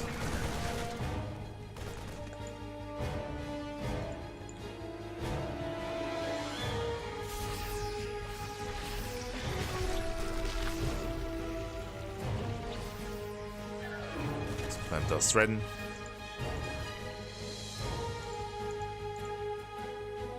Likewise, SHIN once again going for the counterattack. Remember, it's one of those things where Clem, now he's able to play on low ping, but so is SHIN. Now he's also able to play on that. No longer constrained by the NA server. They can both spread their wings, be at their best. Oh. So going up. SHIN keeping up. Clem still rallying. Behind this, he does expand. He still hasn't made SCVs, still on 66 workers, like, again, barely an economy. But Clem has a massive army to compensate. He has a massive army supply lead. And once again, still pushing in. Once again, there's barely any creep here. SHIN without Hive. Can he break this? He's looking for that surround. SHIN is going for it. Takes down one tank, but not this time. Yeah, this time Bailing's a trickling forward. They're going to be cleaned up. The tanks are reset. Okay. Beats up all the tanks. Oh my god. Ah, no, SHIN. He's trapped. He gets locked in. And Roxay do football. And Clem, he's done it. Clem, he has done it. It took a couple of tries. It took a couple of waves. But Clem, he breaks on through again. The A-Ranks overwhelms. SHIN, he was a little bit too late when it came to his Hive tech. And GG gets called. Clem with the A-Ranks with a 3-way soul in. He will take game number 1. Whew. GG. GG, well played. Again, I will say it was an impressive defense initially by SHIN to be able to survive the first wave, to get the surround and to force back the army. But as you mentioned, even though he did defend, even though he got away with 80 workers, he failed to get the Hive. He had the infestation bit, but the Hive was late, the Hive was delayed. So because of that, he was overwhelmed. Whether it's going into Ultras or going to Vipers, you can go for either one. But without them, it's so difficult to keep up with pure Marine tank like that. Like the momentum and the momentum and the pressure that Clem exudes with that build is just insane. And GG. In the end, SHIN was broken. In the end, SHIN could not keep up. And with that, that leads us into game number 2. Solid defense from SHIN though. Yeah, the first wave, like against the initial wave of the all-in, like it was a solid defense there from SHIN. But again, he needed to get ready for the next step, and that's where Clem overwhelmed. Clem could keep going, and with that, game 2 is going to be on Maganatha. Let's go. Getting into Maganatha. Getting into the largest map in the map pool. Now, because this map is so large, this is going to deter 8-Raxes, but Clem, he really does enjoy aggressive play in TVZ. So he might just go for it anyway, even if it's a little bit weaker on this map. We'll see. As spawning in the top left-hand corner of Maganatha, we have the French Terran player, the Blue Terran, representing Team Liquid, leading the series 1-0. It is Clem. And spawning in the bottom right-hand corner, we have the South Korean Zerg player, the Red Zerg, representing Weibo Gaming, WBG. It is SHIN.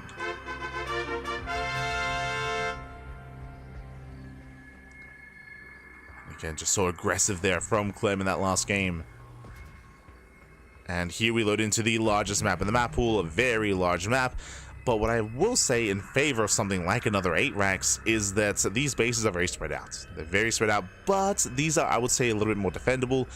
For example, we have our 3rd base, we have our 4th base. This time, there are more choke points. Which actually, I would say that kind of favors the aggressing player coming into this kind of, in this matchup specifically.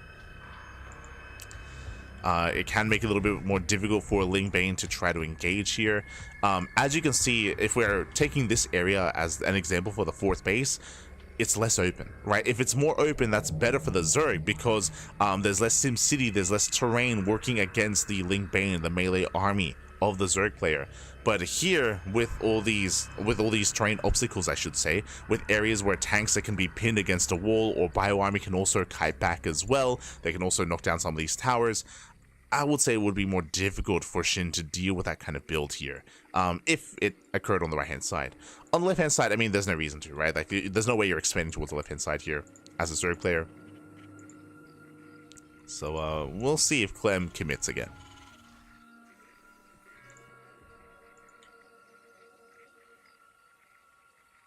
We shall see.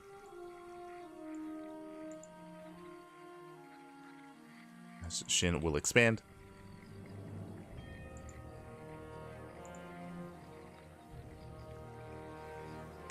Like, the fact that on Incorporeal, the area outside of the fourth base was just so open was benefiting Shin, and that also helped him, you know, defend against the initial wave. But that feature is not here on Maganatha. The map feature.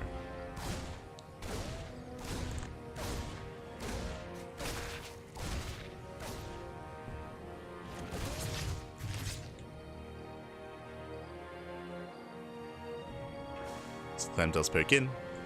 Behind this third CC before starport, everything so far is looking normal. Everything so far is looking standard, which is what we expect.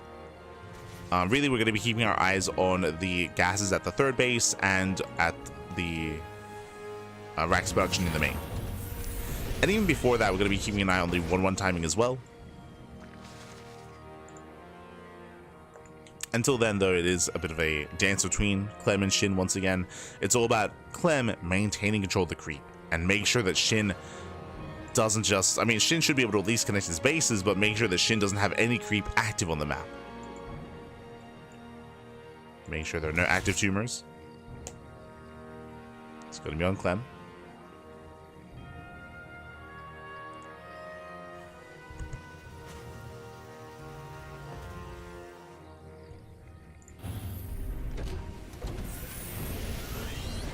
As there's Yadon Swap going to Hellion Banshee.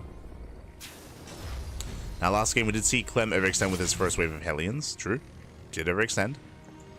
So this time I'm hoping he's just a little bit more conservative with them. Just calm down. Pokes in, takes down the active tumor. Again, that's what he's looking for. The active tumors.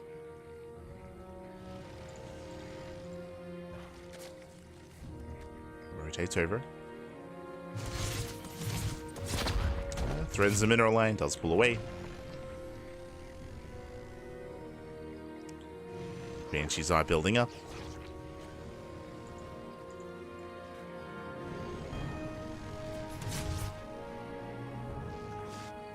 As the bases are being connected. Shin is reset first step.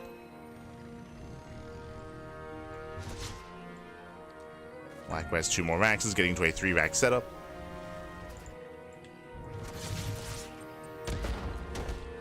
So again, Clem looking for a way in. Okay, we are spreading creep on the right-hand side.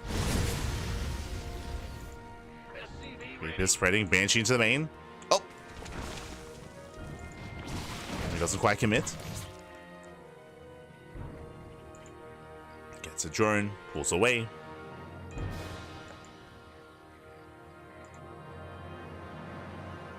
He's holding his own. Likewise, now getting to a 5-rack setup here from the side of Clem. Double evays, double upgrades.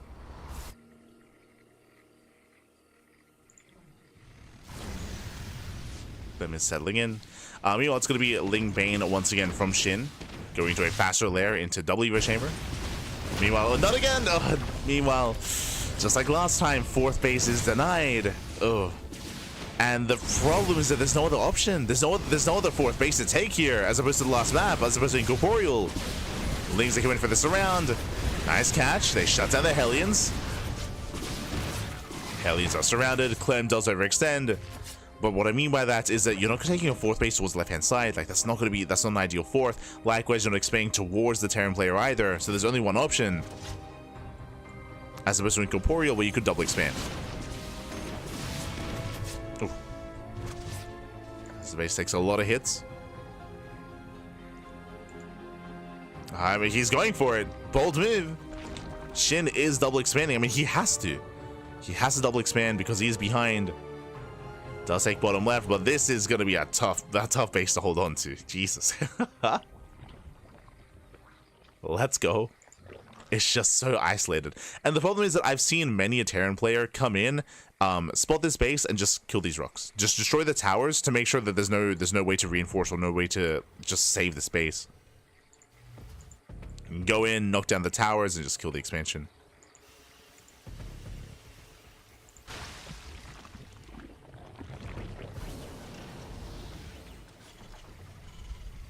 The idea of these towers being here is very Troy. It's very Troy. If you're familiar with the Brood War map, with the SE Evo map, which makes sense that that Hyper One made this map now. It's very Troy-esque.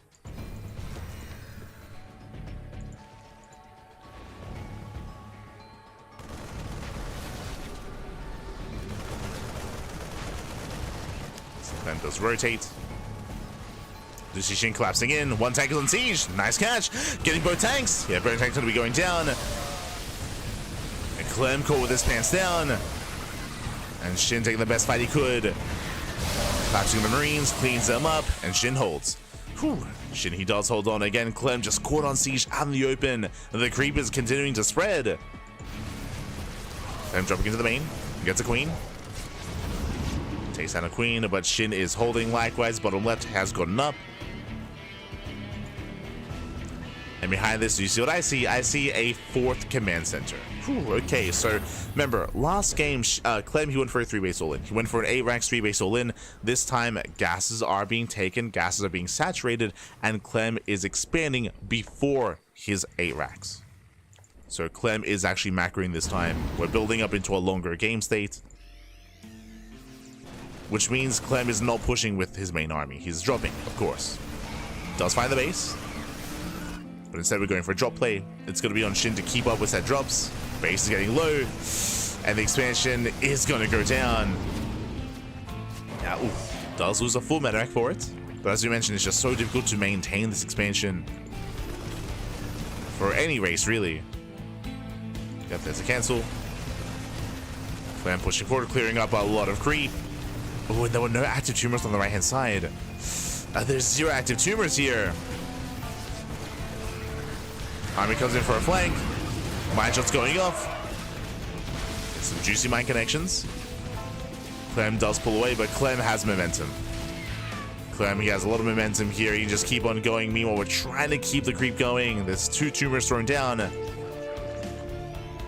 We have 2 tumors left. And Clem is overwhelming. Just knocking down bases. Denying creep. We have some Bailings rolling in. Only 4 Bailings though. Nice start stepping. Clem slips away. Oh, some of the Bailings do connect. Let's go. 4 Bailings, that's all you need. Takes down most of the army. Forces Clem back. But SHIN has to recover not to overextend. He has to pull away. Does pull away. Oh. Likewise, Clem dropping past. Still rallying across the map. Clem is still just parade pushing. He knows how close he is to breaking SHIN. As SHIN, he's barely treading water here. Oh. Comes in from behind. Mine shots, not good enough. Yeah, without the speed zones, SHIN, he just got. Oh my god, the brutal mine connections though. Yeah, the mine shots are brutal, and SHIN here extends. Here extends into the minefield. Yo, we got the speed. Bailey's coming in. Once again, the mine connection. Would mines have been brutal.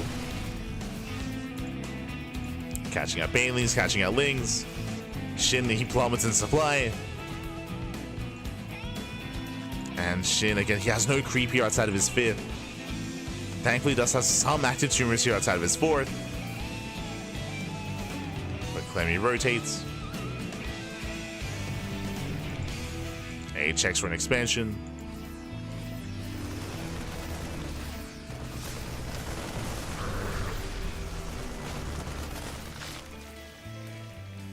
She's keeping up.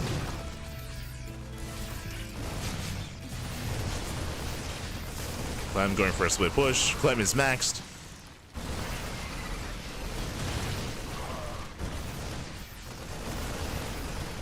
It's max time moving in.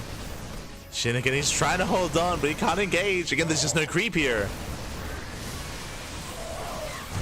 Once again, I start firing on the banelings. Mind shots on the lings.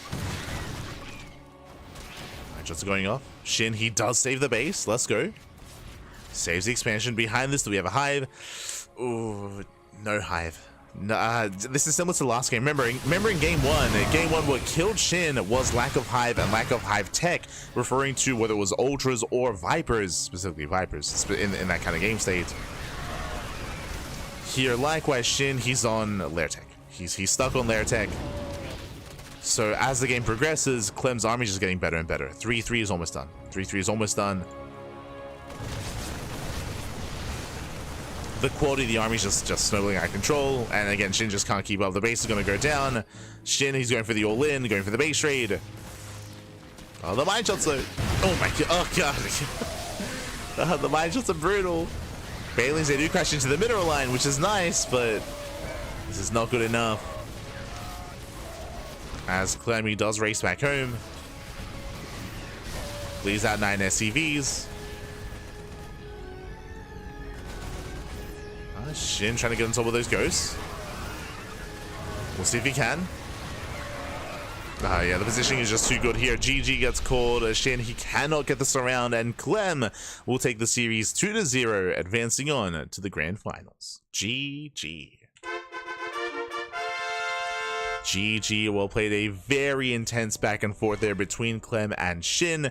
Again, SHIN, he was able to keep his head above water for a lot of that game, which was impressive. He was barely hanging on, barely holding on, but we saw that he wasn't teching. He was stuck on lair tech, stuck on Lingbane Hydra. He could not tech up, or he didn't have the tech to get into something like lurker tech or ultras or vipers or 3-3 or adrenal.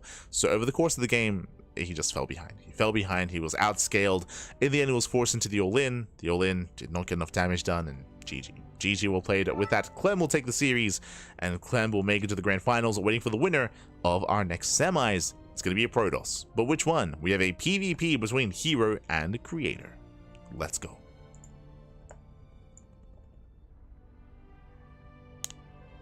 We have our PvP. And if you're in the chat, predictions will soon be open. Vetoes underway. Vetoes, they just began, so we're going to be going on a short break.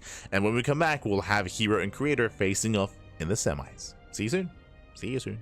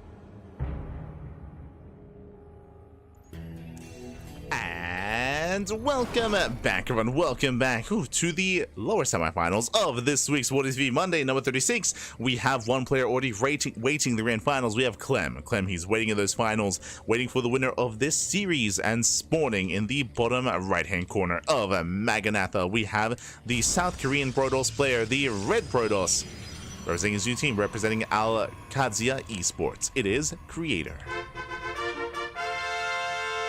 And spawning in the top left-hand corner, we have his opponents. We have the other South Korean Protoss player, the Blue Protoss, representing Twisted Minds. It is herO.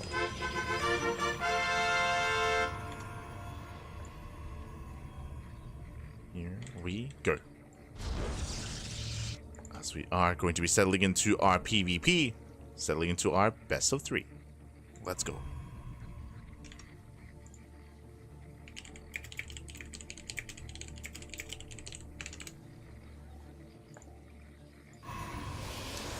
Not going to be settling in. All right, and of course, before I forget, if you're in the chat, you know what time it is. It's the best time. It's Wardy time, but it's also Gamba time. Predictions are open. Place your bets on who you think will claim the series. Best of luck in the chat as you can get your Gamba going. Oh my god, Icetan, you're so fast. Ay. Oh no. Coming first, Pappy. Coming first. 2 hours in. Crazy. Let's go. Este Icetan.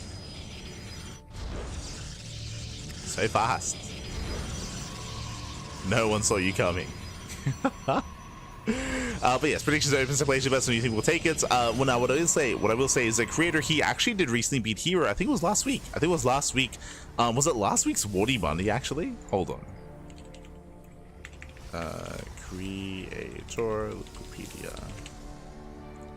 Was it last week or the week before? But Creator, he did recently beat herO. They have gone back and forth when it comes to their series. It might have actually been the Pikachu Monday instead. Let me just look it up. As we have our Gate Cyber Expand Economic Opener out of herO. Meanwhile, Double Gate Opener out of Creator. And it was, yeah, there you go. Pappy, how do we know, Pappy? How do we remember? Because we cast everything. But yes, last week, Creator, he did take down herO 2-0. That was merely a week ago in this very tournament series. We'll see if he can do it again. We'll see if herO can claim it and get his revenge. Bearing in mind that even though Creator did defeat herO 2-0 last week, herO is still the favorite player. 100%, right? Like herO, he's still the favorite player. He's still the best Protoss and arguably the best player in South Korea. Has been for some time, but despite that, you know, you can still threaten him. You can still bring him down. A player like Creator can still cause said upset. And now hallucination to the main. Adepts are making their way across the map. Now, as a reminder, herO already has a massive economic lead. He's up 6 probes. He's up 6 workers. Right now, the pressure is on Creator to try to equalize, to try to get some damage done and catch up. Adepts, they commit to the shade. They get 1 probe so far. Nice force fields, locking down the Adepts, and with that, so far, only 2 workers do fall. And 1 Adept is picked off, so is the other. Just barely. Whew. Meanwhile, 2 more have arrived. They shade in. herO out of position, Orc into the main. And Creator pulling herO apart. Getting 3 probe kills so far. Nice reaction out of herO. He does pull away. Once again, the force fields. Oh my god, herO, calm down. The control is there. When he's able to pay attention, when he's able to keep up, as the Adept does hit the natural, but again, only 3 worker kills, and as the dust settles, how many workers have gone down so far? 3. Only 3. 3 workers for 3 Adepts. That is not a good enough trade for Creator, because as the dust settles, herO still has a hefty worker lead. So here he's still ahead. Creator, he still needs more damage. He needs to get more done. Oh my god.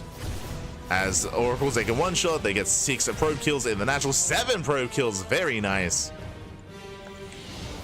Did I say 7, 8, 9, 10? Oh my god! herO, he's out of position, he's going all in. herO, he's all in at this point. 11 probe kills across the map, he's forcing his way into the natural. Shield battery's all done. The boys are being pulled. Creator buying time. Just buying time back at home.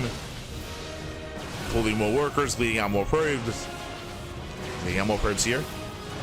As herO does reinforce, 2 more Stalkers have arrived.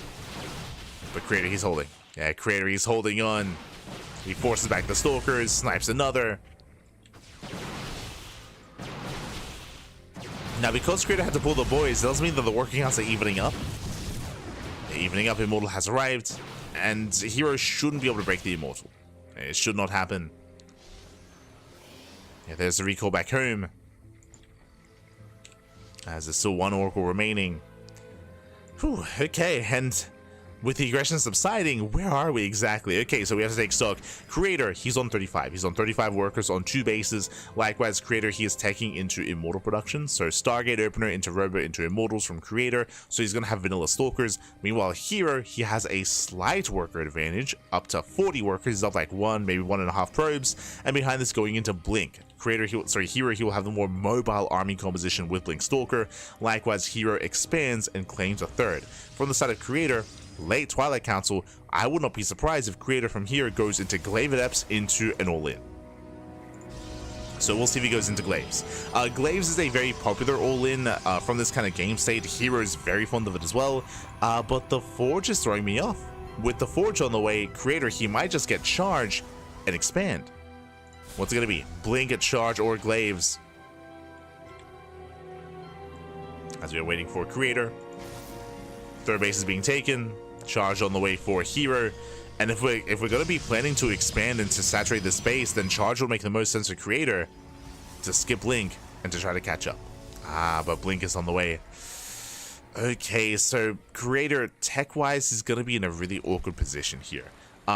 Charge is already on the way. Like, Charge does a great job here. Zealots do a great job, I should emphasize, when it comes to tanking shots, buffering for the Protoss army, and tanking Immortal and Stalker shots especially. So composition-wise, I have to favor herO here. As I mentioned, when you're a little bit behind in this kind of game state, it is not uncommon to just skip Blink and just go straight for Charge instead. But Creator taking his time.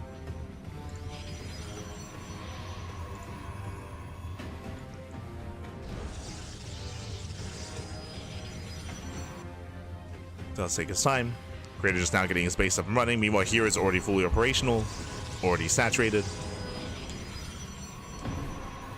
The workout is evening up, better than morning up. I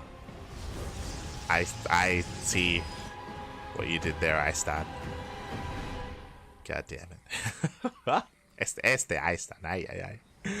As the both players are taking up. Okay, so welcome and also Magnatha. So aggression is deterred on this map because of how large it is, and both players are working into disruptors. So Bay's on the way for Creator, Bay's on the way for herO. Despite the chaotic early and mid game that we've had so far, the game is going to slow down and we're getting into disruptor battles. The bolts are coming. They're coming out.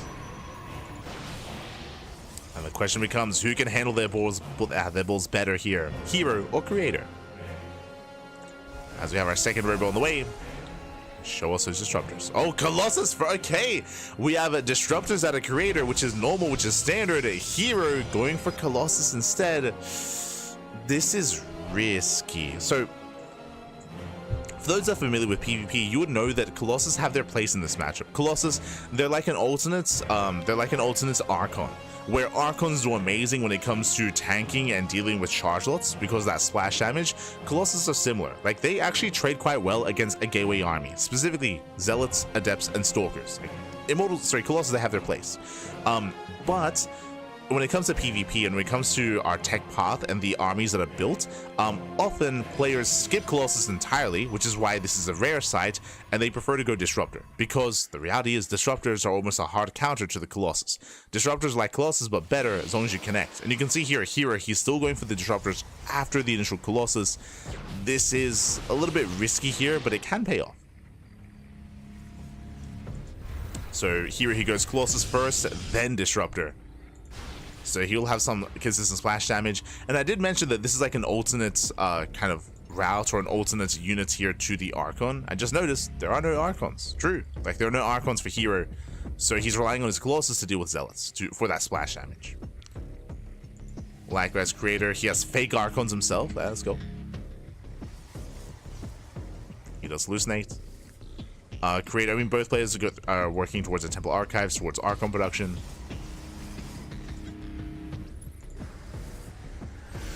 Without Archons, without splash damage, Zelta can just reign supreme. Never goes off.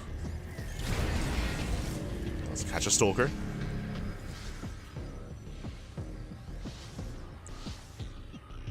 Takes on the Stalker, herO claiming the center base. Creator being a little bit cheeky. We're gonna try to catch herO off guard. Creator, I mean, he sees the Stalkers, he knows. Oh, speaking of, Stasis is baited out. Oh my god, Creator gets caught instead. And herO going for another Nova. No, he's not looking. Oh my god, brutal connection. Sentry's going down Stalkers as well. Ay, ay, ay. Creator, he was distracted by the Zealot run by. Zealot slipped in, they forced a warp in. Creator not looking, was distracted. Speaking of distraction, once again, oh, does take a massive stasis to the face. Does take the stasis. herO breaking forward, never goes off. Oh, gets a disruptor, and gets an immortal. Ay, ay, ay. herO breaking back in. Does break in. Colossus are revealed. But again, you can see how useless Colossus can be if there are opposing disruptors. As Disruptor goes down, they're also exposed. Better connections here from Creator. But I spoke too soon, Creator losing almost every disruptor. Colossus are targeted. Nice snipes it from Creator, but still, oh my god, takes the Novus to the face. And meanwhile, the Zealots are wreaking havoc. They take over the natural base. Workers are going down. Disruptors are going down as well. Yeah, the Zealot run by is winning herO this game. As he cleans up almost every disruptor, GG gets called. Creator, he's torn apart, and herO takes game number 1. Whew, GG. GG, well played. Again, a very intense and very back and forth game here. Again, we saw Creator popping off and crippling the economy of herO, or I should say able to catch back up economically, but then herO, he was able to likewise get or stabilize from there, get his bases up and running. Both players rushed into disruptors, but unfortunately Creator, even though he had a comparable army, he was having a hard time keeping his eyes on the main fights when he needed them most. Again, just non-stop run-bys, counterattacks was distracting Creator and allowing herO to get better trades and better connections. GG. GG, well played. With that, herO does claim the first game, and now we're getting to game number 2. We'll see if Creator can bounce back. And again, we're hoping for an ace match, we're hoping for a game 3, but the pressure is on. The pressure is on as we are getting into game number 2. And game 2 is going to be on, oh, Tokamak. Okay. Another one of these larger, more macro maps. I would not be surprised if herO once again goes for a Gate Cyber Expand. Remember, herO did go for a greedy economic opener last game. We could even see Creator do the same, and then we could end up in Phoenix Wars. It is possible.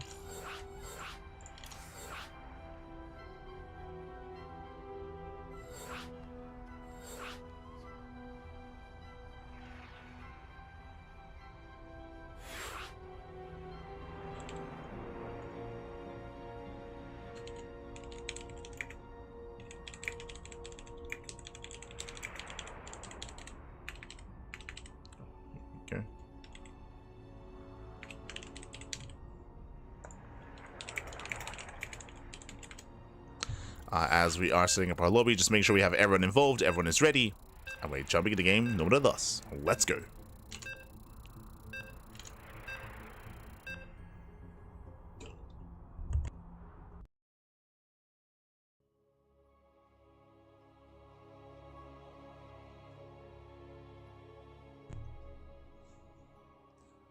And again, my eyes are going to be on those openers. Also, I appreciate that herO, I think he's using the SOS portrait.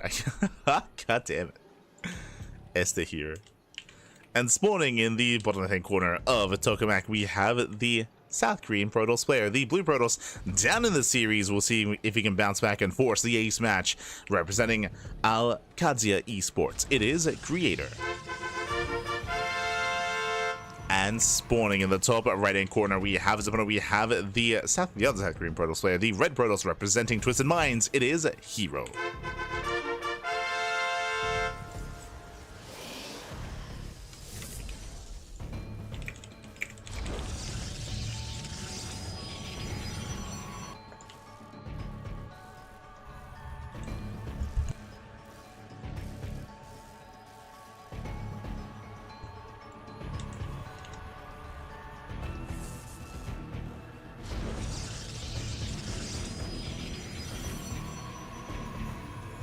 as for now we are going to be getting across the map. And again, we're keeping an eye on the opener. Last game, Creator did open up 2 gates. And once again, 2-gate opener out of Creator. Meanwhile, herO back across the map going for a gate cyber expand. So this is the exact same setup that we had last game, with herO having a more economic setup and Creator trying to be hyper aggressive. If you recall, this led into Creator going for a master depths. He did have 2 and then 4 depths in the early game, and then went into a Stargate into double Oracle, and he did do some crippling damage, which did allow him to equalize. Oh, hello. Meanwhile, that is a very real pylon and a very real proxy. Okay, so 2-gate opener out of Creator with the proxy. Now, bearing in mind, herO is in the main. herO, he knows, he's counting, he's checking, he knows that the pylon is missing. The pylon is not in the main base. There is one pylon, but there should be another pylon as well. Now, the question for herO is it a real proxy? Is it fake? We know it's real. We know that the probe, oh, never mind. I was going to say the probe is sticking around to throw down some tech, but the probe does abandon the pylon and doesn't commit. Okay. So for now, it is a fake proxy pylon. herO has yet to determine. herO, no fear, he just expands. herO just gate cyber expand out of herO before the Stargate. Even MaxPax doesn't do this. Like, this is very greedy here from herO. And because there's no proxy, herO's fine. herO, he doesn't get punished. There is no punish. And the pressure is heavily on Creator. And just like last game, adepts. Like, we need these adepts here to slip by the army, to get into the bases, and to get into mineral lines. Right now, there's a lot of pressure on Creator. He's moving out.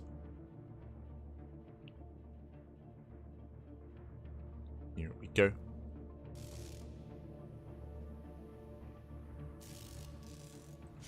Someone who knew that the attention of Creator was elsewhere, probably from checking replays. Oh no, if you recall, there was a Zealot run by. Remember, there was a Zealot run by at the same time. So, like, herO was causing that distraction and setting up for the Novas. We had like 2 different Zealot run bys towards the natural of Creator in the last game. I say 2, technically 3. Technically, it was like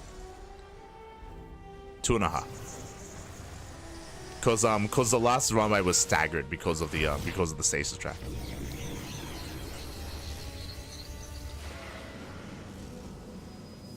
Here we go.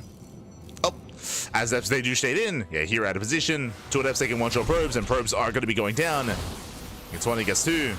Oh, once again, the force fields have been so on point for herO. We saw this last game as well. Takes down an adept, but there's still 1 left. And hey, 5 probes, not bad. 5 workers go down. herO, he does defend his natural. Then 5 worker kills is good, but this shows how far ahead herO was. Look at the worker count right now. herO, he's up by 4. herO, he's still ahead economically. So that was good damage for Creator, but still not quite enough. So Creator needs more. Meanwhile, herO, it's time for him to break out. herO breaks out. Blink is on the way for Creator. Okay, going for a Twilight Council, not a Robo this time. And I don't see a shield battery, but there are force fields. So Creator, he does have the tools to defend. But Adepts a Shade into the main. Stalkers a poke in at the natural. Shade does commit. Nice force fields. Here we're just locking down those sentries. He gets 1, 2, 3 sentries going to be going down. Massive pickoffs. At the same time, Adepts a bust into the mineral line and probes are going down. And remember, Creator, he was already behind economically, and GG gets called. It's just too much. And herO, he will pull Creator apart and claim the series 2-0. Whew, GG. GG, well played. With that, herO, he was able to tear Creator apart here. Again, Creator, he was in a way being greedy because Creator was the aggressor. He was backing off, he was building up, he chose to skip a shield battery. There was no Robo, no Immortal either. herO was aware of that because of the Hoots Nation. He just went for it. He just went for it then and there, and Creator just could not keep up. He was torn apart. The force field at the ramp was brutal. That was game. That was game then and there. GG, well played. herO, he will claim the series, and we are getting into the grand finals. A finals that you should be familiar with. It's going to be a best of 5 finals between herO and Clem. Now, I say you should be familiar with this finals. In a way you should, but this is going to be a little bit different. For those that weren't here at the start of the broadcast, you may not know this, but Clem is in Korea. Clem, he's in Korea. I said this before, I'll say it again. Last year, Clem, he spent I want to say just under 2 months. Maybe it was around 2 months. Around 2 months in Korea. In the lead up to EWC. Basically, before EWC last year, Clem, he went to Korea and he rented out an Airbnb. He was with Trigger, he was with Max, he was with Estrella, Trigger, and Future. He was with the NA boys. He was adopted by the NA boys, and he went full Degen with them in Korea.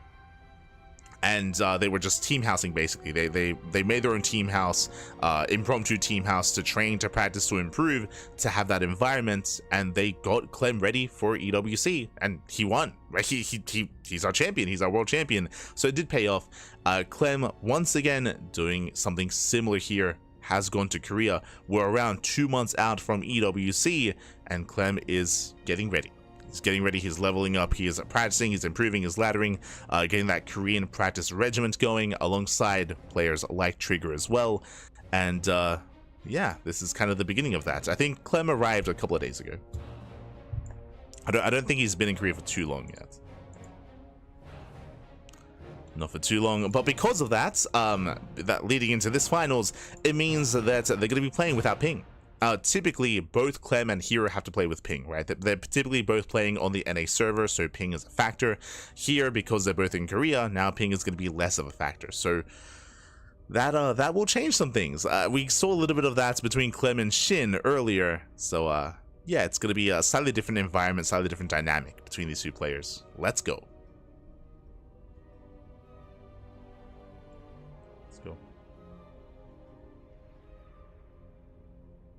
Few months before for GSL. The problem is visa. I want to say by default, I mean, depending on the country, your visa is limited, like with how long you can stay in a country. So I want to say the max that you can stay for is around, I mean, again, it depends. Like for me, like from Australia, I think the max that I could stay in Korea for is like 3 months, or no, not 3 months, 90 days specifically. I think it's 90 days. So you do have to like bear that in mind and make use of that, right? And you know, it would be really cool if Clem was a part of GSL, but you know, his priority is EWC. Liquid team house or Airbnb? Team Liquid don't have a team house in Korea, so I'm assuming Airbnb, like last time.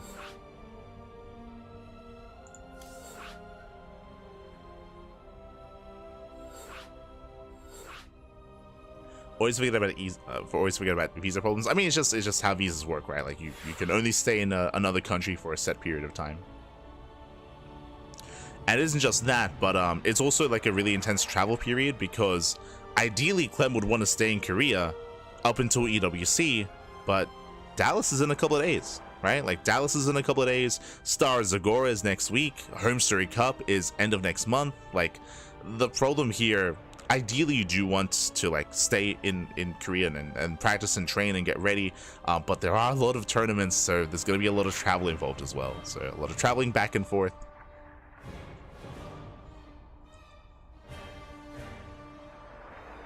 It is 90 days, yeah, there you go. 90 days.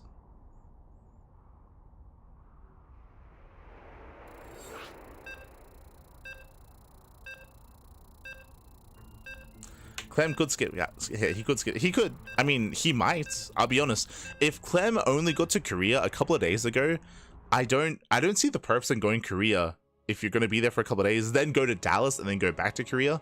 So that might be an indication that maybe Clem isn't going to Dallas. Not saying that that's confirmed or anything, but it would make sense in my mind if he didn't go. But it's hard to say, right? I guess we'll find out. As spawning in the top left-hand corner of Pylon, we have the French Terran player, the Red Terran, representing Team Liquid. It is Clem. Representing Clan 0 MS, because he has 0 MS. Crazy. And spawning in the bottom right-hand corner, we have the South Korean Protoss player, the Blue Protoss representing Twisted Minds. It is herO.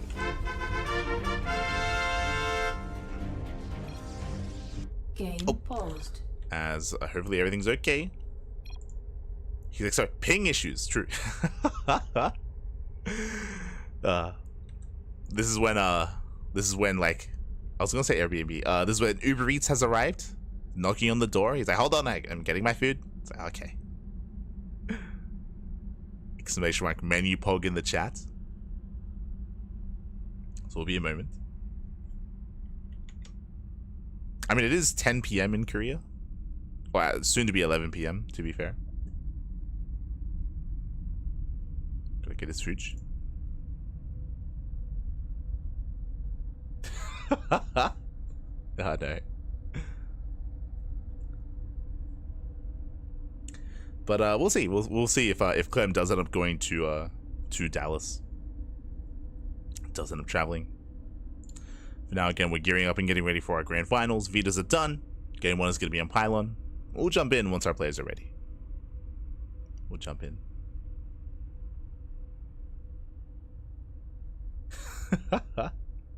God. It's been a long time since we had menu poke in the chat. Good times, good times.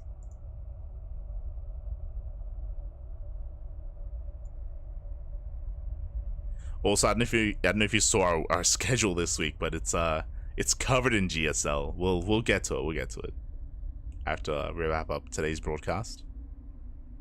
But as always, of course, we're going to be covering StarCraft every single day. I want to say that maybe by tomorrow we will have confirmation as to what's going to be happening with Dallas and what our involvement is going to be. But I'm sure we'll have an answer for you most likely tomorrow. Most likely. Hopefully. Oh. As it looks like food has arrived and we are jumping back in. Let's go. And if you're in the chat, you know what time it is. It is a Gamba time. Predictions are open. Place your bets on who you think will claim the series. Best of luck in the chat. Yeah, settling in. Any cheese coverage? I mean, we have been casting Cheeseadelphia for the past couple of editions, so we most likely will be covering that as well. It's on our calendar to cast cheese.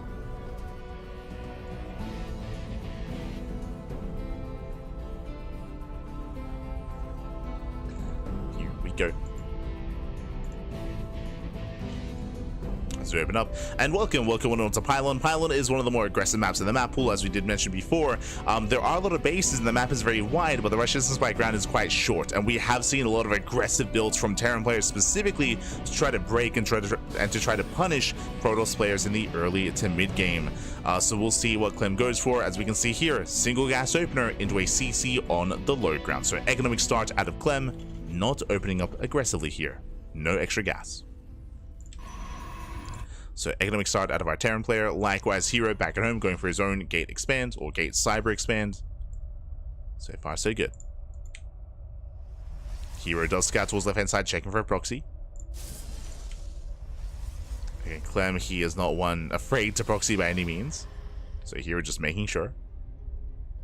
There was a time where where Clem was very fond of proxy Marauder in this matchup. Very fond of it. We've seen many an ESL Open Cup where Clem just like cheesed the hell out of MaxFax one week. It's like, okay. I remember it was ESL Open Cup Americas where Clem, he proxy maraudered MaxFax 3 games in a row and he won. Like he he won the best of 5.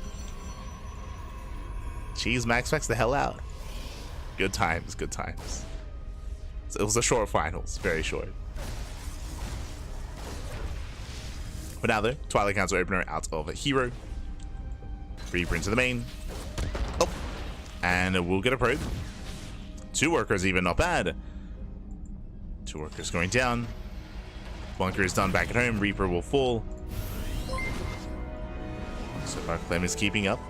Yo, meanwhile, big shout out to King TQD in the chat. Gab, thank you so much. Thank you so much for the gifted sub to the community. Thank you so much for a gifted sub to Ghostface. Hope you appreciate the content. You appreciate the StarCraft. Hope you appreciate the casting, Pappy. Thank you so much. Always, always. Big supporter in the channel. Thank you. Thank you. I hope Ghostface enjoys the sub as well. I'm sure he knows what we did last summer. Yeah, I know. As for now, Stalkers, they do overextend. Stalker does go down. Yeah, herO bleeds out the Adept as well. This is a shaky trade out of herO. He does take down the Hellion and picks up a couple of Marines. But there's that recall. Does get away. Again, that was 1 Stalker, 1 Adept for 2 Marines, a Hellion, and an SCV. Interesting trade there from herO. Behind this, running down extra gateways, we have a 3-gate setup, so a 3-gate blink out of herO. Meanwhile, across the map, Clem going for its own Cloak Banshee. Let's go. And herO has yet to scout. Yeah, he has yet to really confirm. herO is in the dark, but thankfully has a robo, has the observer on the way. So herO will have detection. It is not uncommon for Protoss players to skip their robo, go for a faster Nexus, and be more greedy and more economic. Thankfully, herO is playing safe. Playing very safe here. 3-gate blink, robo, gas, before expanding. So herO should be okay.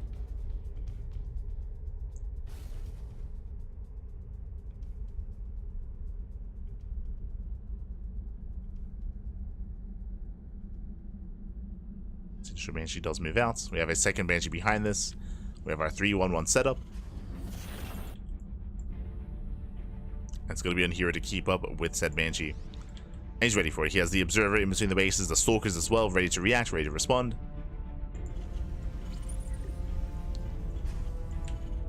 Likewise, herO pokes in. Banshee slips into the main. Gets 1, gets 2 probes. 2, 3 probes going down, not bad. Oh, getting it to 4. Say 10 full workers, not bad. Ideally, Clem was hoping for a little bit more, bearing in mind that Clem does have a second Banshee on the left-hand side. But considering that herO had the tools to defend, getting full workers is not the worst thing.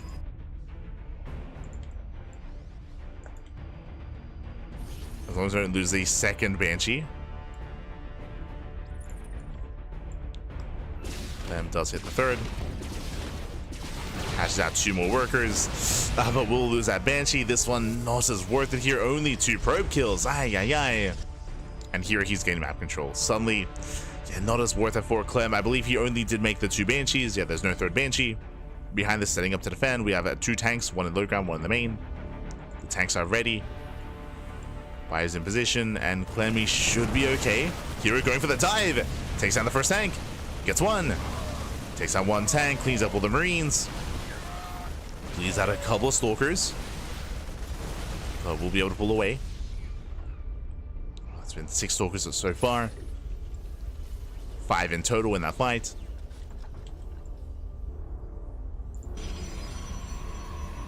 And again, herO just slowing down that tank count. Observer goes down. Third TC's on the way. herO did scout, did confirm, so he knows that Clem is building up towards a longer game. We're getting into the mid game.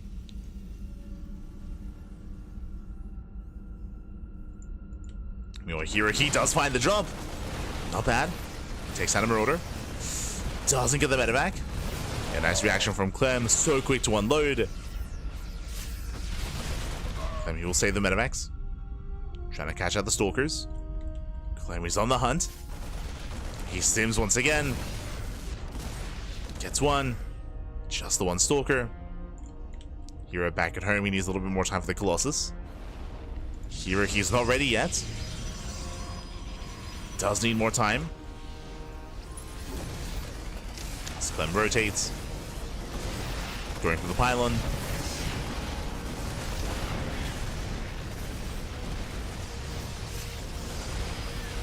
Takes down the pylon, depowers one of the gateways. Here, he can't quite collapse on this army yet. Yes, he needs more zealots. More charge lots. Trying to get a better angle. Widow Mines will connect. Not the best connections though. Takes down the tank.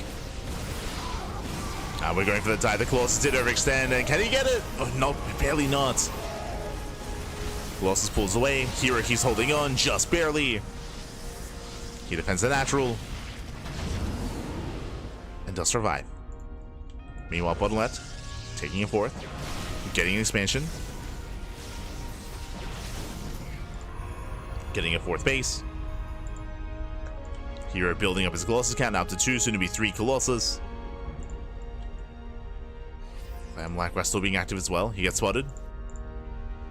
Gets spotted by the Observer. herO trying to keep up, but herO, he's being so cavalier with this army. Like, this army, it's so bare bones. herO has to be so careful here. Putting out those zealots. Clem stimming in. He wants that Colossus. But doesn't quite get it. Yeah, here he holds on. Again, such delicate micro here out of herO. Surviving with the bare minimum. Does push. Does defend. Again, herO just fighting on a knife's edge. Like one wrong move and he will lose everything.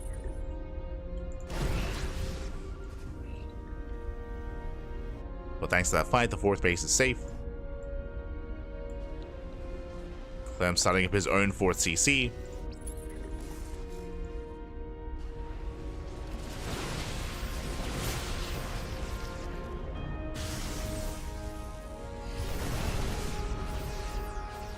Once again, pulling away.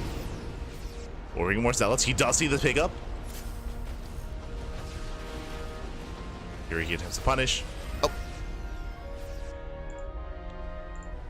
Clem setting up the flank.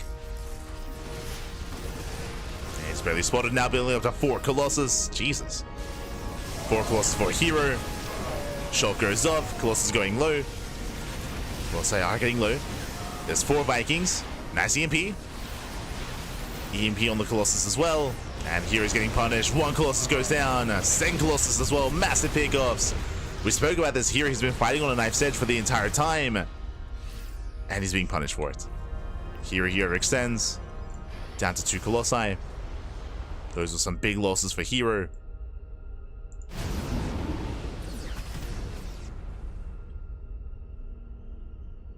But he's still moving out.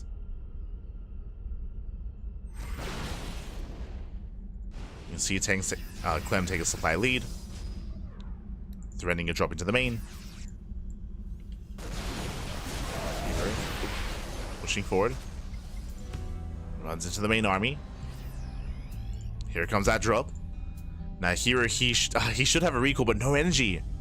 No energy in the main base. Drop is coming in. Going for the production. herO, he turns everything around. Another Colossus! Colossus gets caught out. Does pull away. Whew. Does save the Colossi. But the positioning is brutal. Charge lots, they struggle here. They struggle to trade. Clem will just trade so well, cleans up all the zealots, trading with the stalkers. Main army moves in.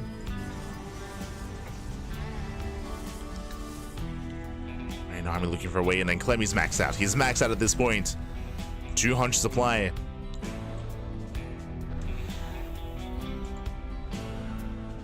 herO trying to stabilize. Again, herO, he's been on the back foot for most of this game so far.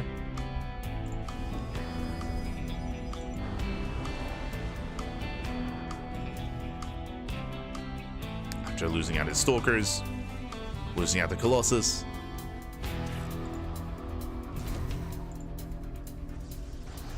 And Clem's own economy has been unimpeded. Like 3-4 bases, 74 workers. Clem's mineral lines have been left untouched. There's been no counterattacks, no harassment. The base goes down.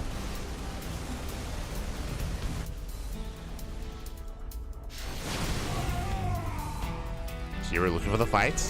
Himself maxing out. He's going to engage. He's collapsing in. He almost is around. Vikings, they move forward. It's going to be how many? 9 Vikings. Gets a Colossus. 2 Colossus left. Down to 2. Down to 1. Another one comes in to reinforce. The Zealots are trading well. They're getting on top of the Ghosts. The Gateway Army. Here he doesn't trade too poorly, but alas, doesn't really have much left. Losing the final Colossus. Clem is being cleaned up. His army is being cleaned up. Clem, he does misrally into the forces of herO. Catching out more Marauders, catching out some Vikings. Not bad. herO, he has to go for the kill at this point. We got to keep going. We got to send it. He has to keep going. Yeah, he's breaking through. He's breaking through. No ghosts, no EMPs. Boys are being pulled, and herO's going for the kill. herO, he has to end the game. Catches out a couple of Marauders. Does take some Marauders. Likewise, the army's overstimmed. No medevacs. No medevacs, no support. Again, here he's so close. Nice force fields. Zones away most of the army. Colossus goes down.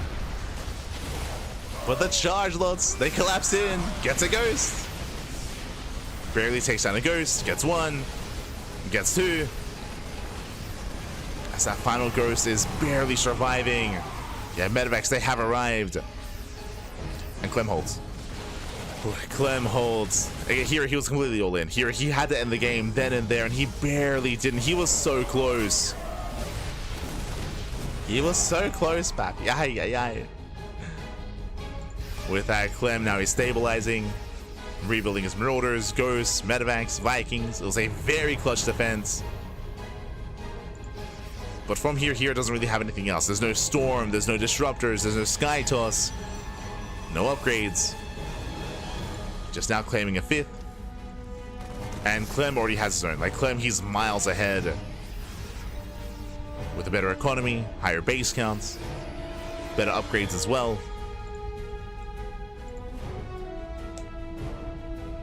Again, it was a clutch hold. But a hold nonetheless. And Clem is about to max. At this point, he's about to max out. Here it does recall in time. I'll save the base for now, but here comes everything else. Oof. This prison does fall. Now going for the Colossus. Yeah, from here, Clem, he can stim and he can win. Nice force fields, but the EMPs are brutal. And the Colossus are finally going down. Clem started stepping forward. One Colossus left. Another one comes in to reinforce. Not bad. herO trying to hold on. Oh my god, barely is once again. herO.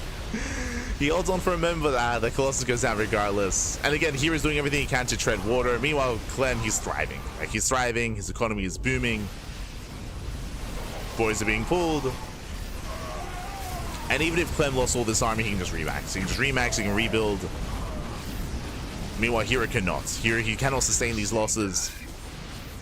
And GG gets called. Clem, he will take game number 1. Whew, GG.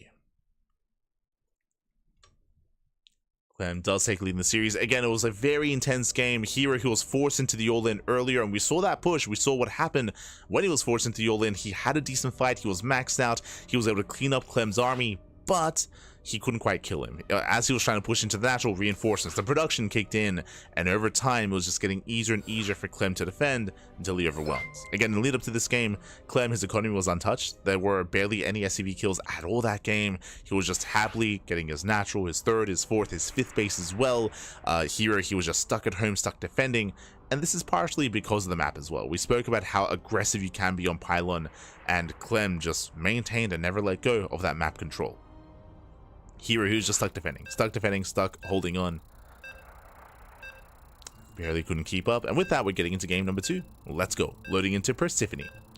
And yo, a shout out to King TQD once again, papi. Oh my god, thank you so much. Thank you. We always do appreciate it. Always. Don't have too many subscribers here, but for those that we do receive, thank you so much, always. All the money that we get here on the channel, it all goes back into our tournaments. It goes into Sparkling Tuna Cup, MSO, and SDO as well. So thank you. We appreciate the support. As we get into our next game, and spawning in the bottom left-hand corner of Persephone, we have the French Terran player, the Blue Terran, leading the series 1-0. Representing Team Liquid, it is Clem. And spawning in the top left-hand corner, we have his opponent. We have the South Korean Protoss player, the Red Protoss representing Twisted Minds. It is herO.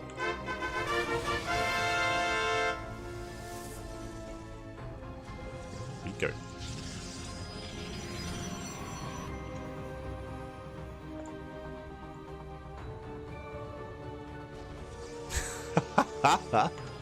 You're an animal, Sounder. You're an animal. Could open a mushroom ceviche restaurant. Nah. To the players, papi, to the players.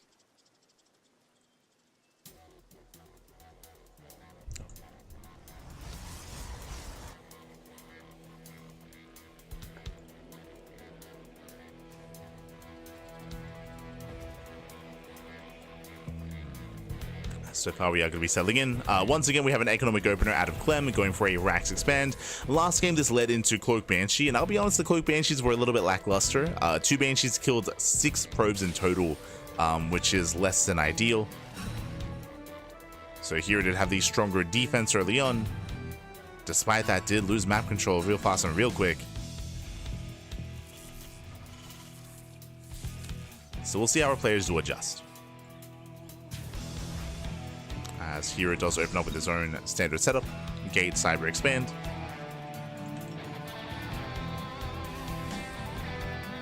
Oh god, gracias. Always appreciate the support. Always.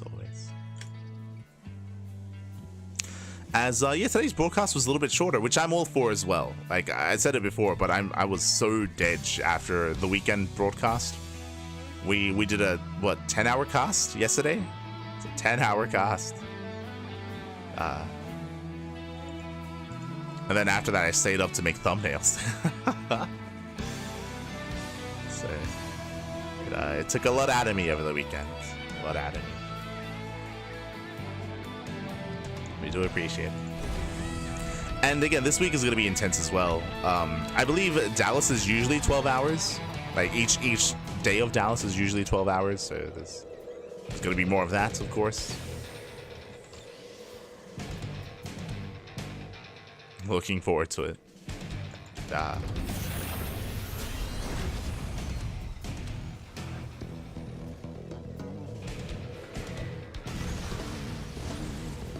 behind this is going to be a Stargate opener out of herO. Interesting. Okay, switching things up, going Stargate, not Blink Stalker. Likewise, Clem opening up a Hellion into Widowmine drop. Okay. So our players are adjusting. Now, when it comes to these Phoenix openers and Stargate play, it is quite risky. Terran players have gotten quite accustomed to punishing this and shutting it down with all-ins. There's a reason why Stargate play has fallen out of fashion, but it's nice to mix in every now and then, and Clem so far is in the dark. He so far does not know what's going on. As Clem is not scouted the main or the natural. Additional supply depots required.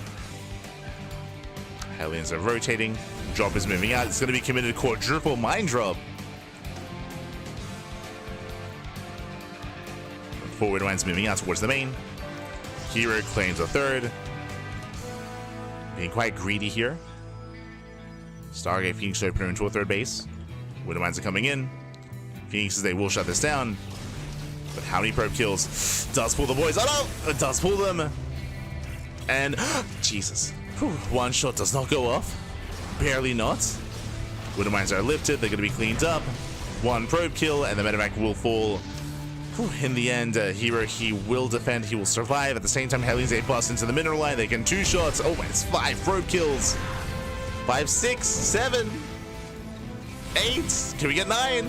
We can. Can we get 10? Oh my god. 9 workers go down. Brutal damage, especially against a Phoenix opener. Remember, these Phoenixes are designed to hunt down the medevac, to deny the drop, to defend the bases, to gain map control. That didn't quite happen. Did not quite happen here. Or in the end, 9 workers did fall. Clem takes an economic lead. Back at home, Marines are amassing. Vikings and Cyclones as well, but they're not ready yet. Now moving in. Here he is deflected. And now it's on Clem to minimize losses. Cyclone does punish. 1 Viking goes down.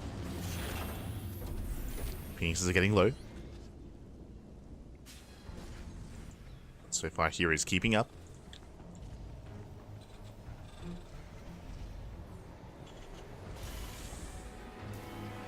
Does rotate, hits the natural. SUV's going to be going down. The turret isn't ready. Okay.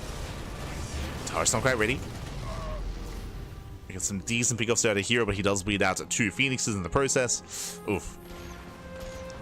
2 Phoenixes go down. Nice sniper on the Cyclone. Trades the Cyclone for a Phoenix. Clem keeping up.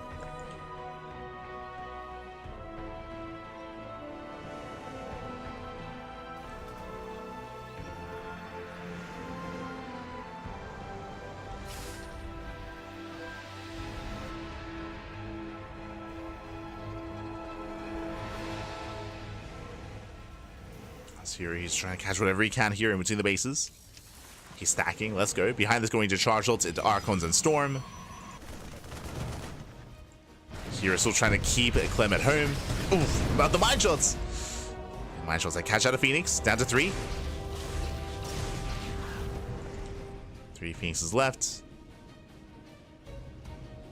Going into Storm as a follow-up is risky here, as it's going to be quite delayed.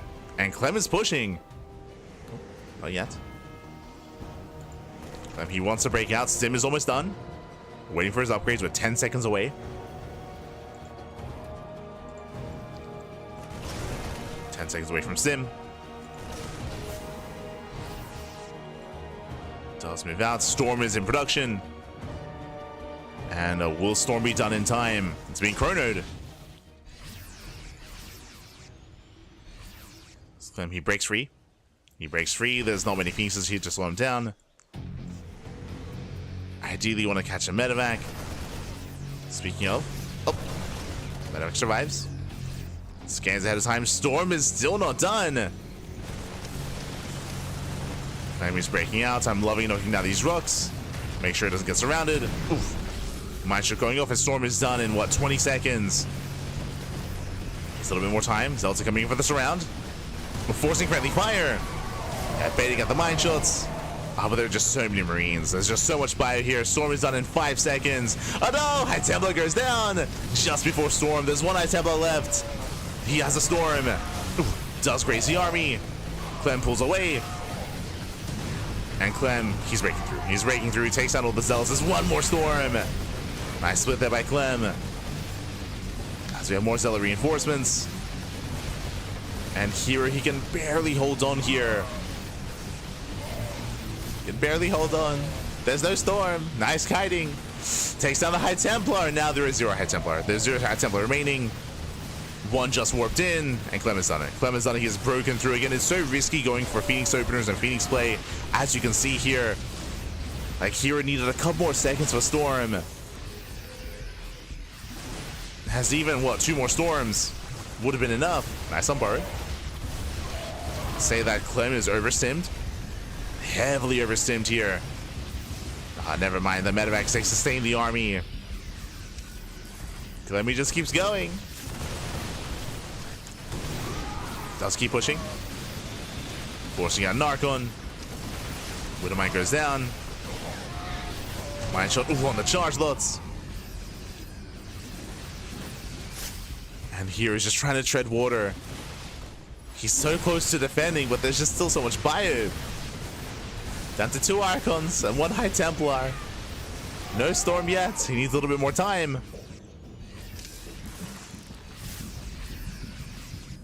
And Clem still just rallies, by the way. He just parade pushes. There's no CC behind this. There's no third base. Ooh, trying to force out some friendly fire. Phoenix, they finally go down. Liberation has arrived. Takes down the Archon. There's a Storm. They're the final Storms. Barely had enough energy for it, but he's done it. Clem has done it.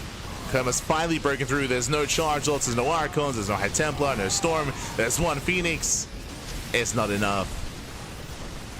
Clem with the power of 0 ping. He's crazy. Boys are being pulled in a moment of desperation, but Clem is happy to just trade to kite. Happy to kite back. Oof. More Phoenixes going down. And Clem will extend his lead in the series. He will extend. As here he's just preserving whatever he can, but he will lose the expansion, he'll lose the third base. The boys are being pulled. Remember, Clem, he was 2 base all in to begin with. He was 2 base all in, he never expanded. The boys are here. The boys have arrived. He's here to end it. Oh no. Takes down the Templar Archives. Cashes out one of the High Templar. He gets both. Oh, he takes out both High Templar. There are no Storms. No possibility for Storms. And GG gets called. Clem, he will overwhelm. And Clem will take a 2-0 lead. GG. Whew. GG, well played. And again, it was just a very greedy style out of herO. Winding it back, as a reminder, going for Phoenix openers is a rare sight nowadays because it is often punished like this.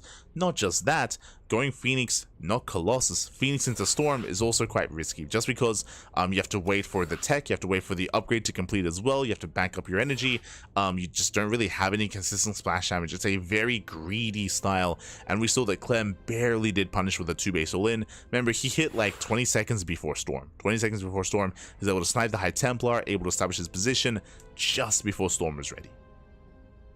It was a very crisp timing. The map also helped. Of course, we loaded into Persephone. Persephone is one of the smaller maps in the map pool, shorter rush distance by ground. Every second counts, so that did benefit Clem even more as well. So Clem, he was able to overwhelm, able to break through. With that, GG. Clem is now 1 game away from claiming the series and becoming our champion. Oh.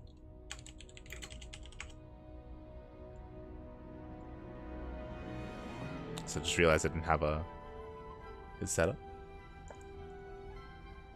Didn't have his team correct, so I do apologize, but there we go. Should be ready. Should be good to go. Terran OP, literally the best player in the world. What do you mean, Pappy? What do you mean?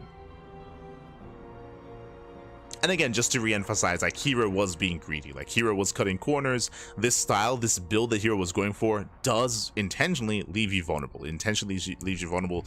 Ideally, if you're in herO's shoes, your Phoenixes are able to pick off SCVs, delay the push, delay any medevacs, contain the Terran player for as long as possible to allow you to get into that splash damage. But we saw that herO, he did bleed out Phoenixes early on. Remember, winding it back, he actually took some massive mine shots to the face on his Phoenixes, so his Phoenixes were less threatening, less imposing, and they didn't buy enough time. They didn't contain Clem the way that they should have. It's a very difficult start to play when you open up Phoenix like that. It's very difficult. It's very intense. And with that, we're now getting into game number 3, and spawning in the bottom right-hand corner of Torches, we have the French Terran player, the Blue Terran, representing Team Liquid, leading the series 2-0, 1 game away from claiming the series and becoming this week's champion. It is Clem. And spawning in the top right-hand corner, we have as opponent, we have the South Korean Protoss player, the Red Protoss, representing Twisted Minds. It is herO.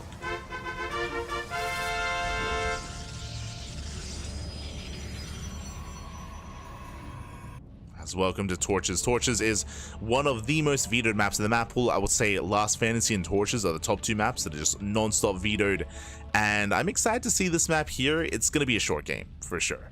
Torches is the smallest map of the map pool, shortest rush distance by ground. Aggression and all-ins are favored heavily on this map because of the bases themselves. We have our linear third base, we have the low ground open third base, we have the triangular third, we have goal bases in the center, we have healing pads. Here is going for the proxy. We're ignoring the potential third base setup here, and we do open up 2 gates. Meanwhile, Clem, economic opener. Honestly, this is a good read. I don't know if you noticed, but Clem, he has not gone double gas at all this series. He has gone Rax Expand every single game so far, even on some of these otherwise maps where you can be more aggressive, like Persephone, for example. So I do think this is a really good way to try to punish Clem. As Clem does move out with his SCV scouts, Clem is expanding on the low ground, getting his CC. Here doing the best he can to delay. And the goal here is Zelda's on the way, Proxy, Stalker, Adept as well. And the goal is to delay and maybe even force a cancel on this command center. And if he can take a lead. Zelda spotted. Zelda spotted already. Clem has an idea of what's going on. Behind this, yep, Bunker. Bunker is on the way on the high ground. So Clem, he knows he's in danger. Good read, good reaction. Yep, there's a cancel. Clem, he knows he cannot defend, cancels the base, and that's a big win for herO. Ideally, herO wants more though. Ideally, he would have wanted to have killed some SCVs and forced a fight on the low ground. Bunker is almost done. herO, he will not delay the bunker. Bunker does complete. And the Marine can jump in. Can and will. And with that, Clem holds. And yes, on the one hand, he was forced to cancel, but because the cancellation was so fast and so quick, it means that the rebuild is that much faster as well. As Clem, he is rebuilding the said base. Factory is done. Cyclone's on the way. The Cyclone is the way to shut this down completely.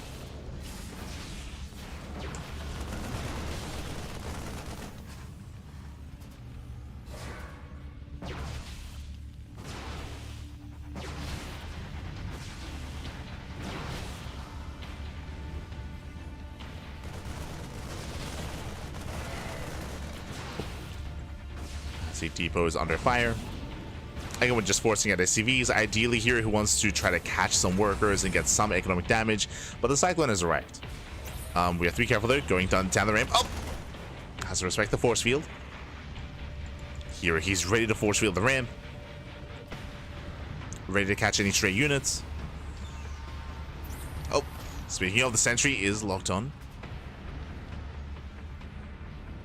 Clem dancing with death here. Flirting with the idea of committing. Oh, yeah, there's a force field, and the Cyclone does get caught. Yeah, Clem, he flew too close to the sun. He will lose the Cyclone. Massive catch for herO. As the Cyclone does go down. And Clem, he got too excited. Behind this herO, he expands. And again, the win condition for herO, the goal, contain. Keep Clem on one base for as long as possible while herO expands. Gets a natural, gets saturated, getting into Blink, getting into Robo, getting into his follow-up. It's all about containing Clem. And so far, Clem is contained. Now, technically, Clem, he could just lift the CC and land it here at the base. Like, there's no way to punish this area, this location. As there's no Blink, there's no War Prism. Nice force field, zoning away those Cyclones. But dropped over the wall. Clem, he's looking to break out. Takes down the Adept. And still catches the Sentry. Very nice. Sentry goes down. Now it's just purely vanilla Stalkers. Oh. Clem has to be careful. Does pull away. Blink is halfway done. But the tank does siege. And with that, Clem holds. Clem, he does hold on. Ooh, does overextend with the medevac though. Bit of miscontrol there from Clem. Does miscontrol, but he does now re-expand. herO does have a higher worker count for now. And how many gateways are we on? 3. Okay, 3 gates in total. 2 at home, 1 across the map, so he's going 3-gate Blink. Prism is on the way, and from here, he can try to bypass his main army. He can try to get behind the forces at the natural. It's a bit awkward here on torches. The terrain is awkward, I mean.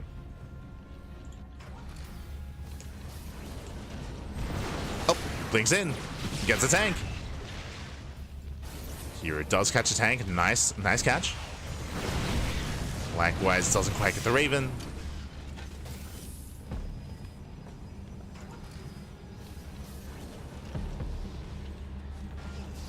But herO picking up some key units. Now going for the kill, going for the tank.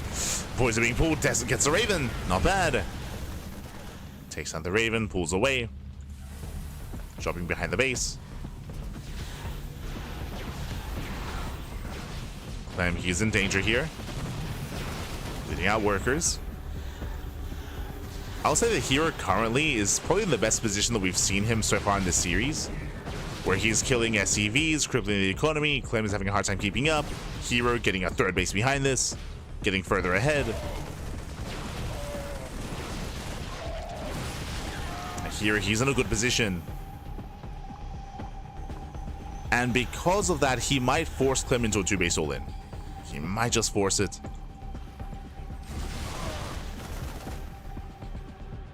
Never mind. As I say that, third CC. Clem, he's fortifying himself. He's building up. He's going to macro. Okay. Meanwhile, herO is still reinforcing. He's got how many? 15 Stalkers. He wants that tank. Takes down the bunker. Takes down the bunker. Trades with the Marines.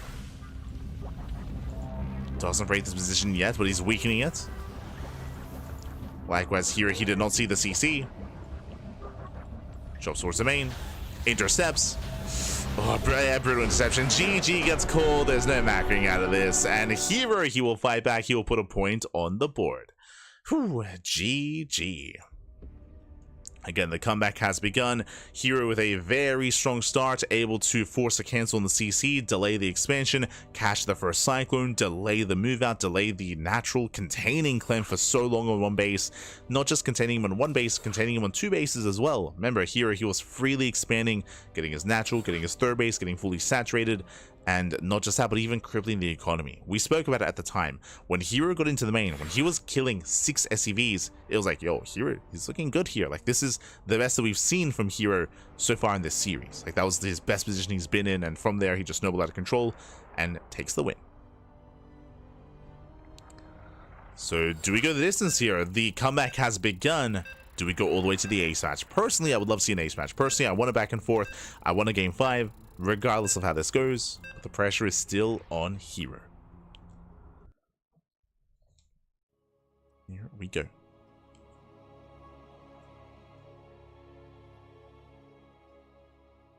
Go the distance, pal. And spawning in the bottom right hand corner of Incorporeal, we have the French Terran player, the Red Terran representing Team Liquid, leading the series 2-1, one game away from claiming the series and becoming this week's champion. It is Clem. And spawning in the top left-hand corner, we have the blue Protoss player, the South Green Protoss, representing Twisted Minds. It is herO. Here we go. Reverse sweep is rare in a best of 5. It's difficult for sure. Is difficult. When we say rare, like sure, like maybe like once a month sort of thing, or once every couple of weeks. I think we had a reverse sweep a couple of days ago in the best of 5. But oh, hello Clem. What's going on? I mean, Clem has room, right? Clem, he's up 2-1, so he has room to be cheeky. And speaking of, the SCV does move out. We spoke at the start of the series, if you remember, that Clem, he is more than happy and more than willing to proxy, but eBay block. Okay, going for the eBay block, not going for the proxy racks. As eBay is not. Oh, the eBay is denied. herO, gate expand. Okay, let's go. Gate expand out of herO just in time. That was so close. So very close. But alas, the eBay is denied. And Clem has to race back home. He has to race back home. He's forced into his own racks expand instead. Economic openers. Technically, this is a better start for herO as Clem had an extra worker that wasn't doing anything. This SCV could have been mining, could have been getting resources, was across the map and wasn't able to achieve anything. So we settle down. Okay. Whew. So good. I should also emphasize that the opener here from herO is unorthodox. Usually you go gate, cyber, and then expansion, but because he skipped the cyber core, because he delayed the cyber core, he was able to get that much faster, just in time. And welcome one and all to Incorporeal. This is one of the larger maps in the map pool. Longer rush distance by ground. We'll see how our players will approach this. Now, it is a larger map. I'm not too fond of... There we go. I was going to say I'm not too fond of going for another Stargate opener. Thankfully, Twilight Council opener out of herO. Does open Twilight Council. Delays the second gateway, going for the Sentry into Hallucination Scouts. herO, he's been cutting a lot of corners. Remember, faster Nexus. Delayed gates, faster Twilight Council. Going for the Sentry, has minimal units to defend. Going for the Scouts. And Clem is getting to his own 1-1-1 into Widowmine drop. So double Hellion into double Widowmine. Clem is being active. And we'll see if herO can keep up. herO, he has good enough SimCity where yeah, he can wall. He can just fully wall this area off. He can defend. Hallucination does get eyes on the Widowmines. So herO, he now knows that a mine drop is coming. Once again, it's going to be a quad drop, though, for Widowmines.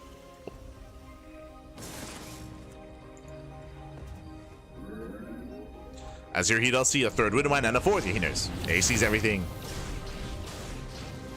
Here, he does see it all. Hellions are deflected. And it's going to be on herO to keep up with these drops.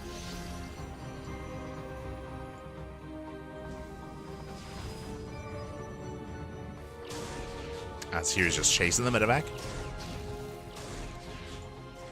Does chase. Here he's in position. We can see Clem going for the natural. Medevac is targeted down. Ooh, and the Medevac will barely escape. Oh no! The retargeting! No! Oh my god! Mine's just going off. 4 probe kills. Ay. Very, very messy there, but does get away. Whew, that's still 5 probes though. 5 workers do go down. WardiTV does get away. Does escape. Jesus. that was almost disastrous. That was almost game then and there. That was crazy. As Clem did retarget those mines and barely didn't get the juicy connections. Still solid though. Especially with one Widowmine getting away.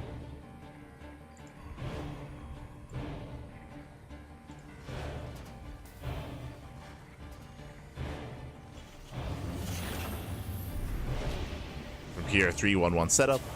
Clem getting to stim. His bio tank. Standard follow-up.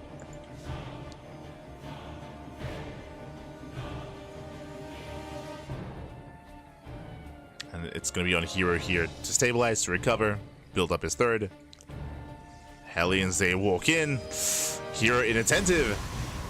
He's inattentive here. Probes are going to be going down. Getting to 3. Oh my god, almost another volley. 3 probe kills.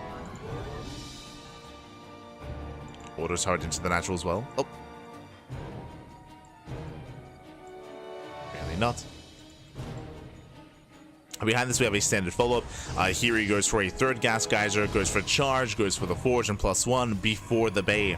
So very standard here. So blink into charge into Colossus. Into the mid-game. Meanwhile, Clem back at home, likewise also building up and expanding. Third TCs in production. Not going for a 2-base all-in. I mean, again, this map isn't really built for all-ins.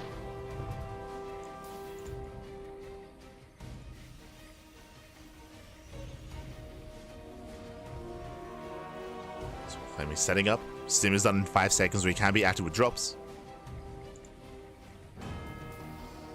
But he shouldn't commit.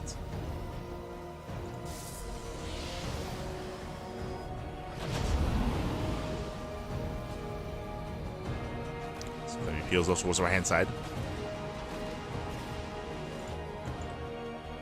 Likewise, no observer spotting. herO moving out with charge lots. Getting ready for a run by. And herO does control the Zelnaga. At least he did. There you go. Hallucination moving in. Here he spots the army. Ooh, Clem, he does commit though. Moves out with the tanks. As he moves out, Zels move in. Oh, just at the wrong moment here for Clem. As Clem is forced back home, this will delay. Here he does catch 2 Marauders. A couple of Marines as well. There's the recall. herO being as efficient as possible, saving 4 Zealots. And again, herO, he disrupted the move out. He's here to slow it down even further. Clem, he wanted to push, but now he's forced back. He's forced back home, now just settling for a drop. As he moves out, tanks are caught unsieged. Getting 1, getting 2 tanks. Massive pickups. Tank count is reset. And Clem is fighting with half his army. Remember, he just went for a drop. He's not at home to defend. But he does slip away. Okay. Does slip away. Runs into charge lots. Here he defends. Forces back the drop. Here he backs off. He backs off, pulls away, takes it seriously.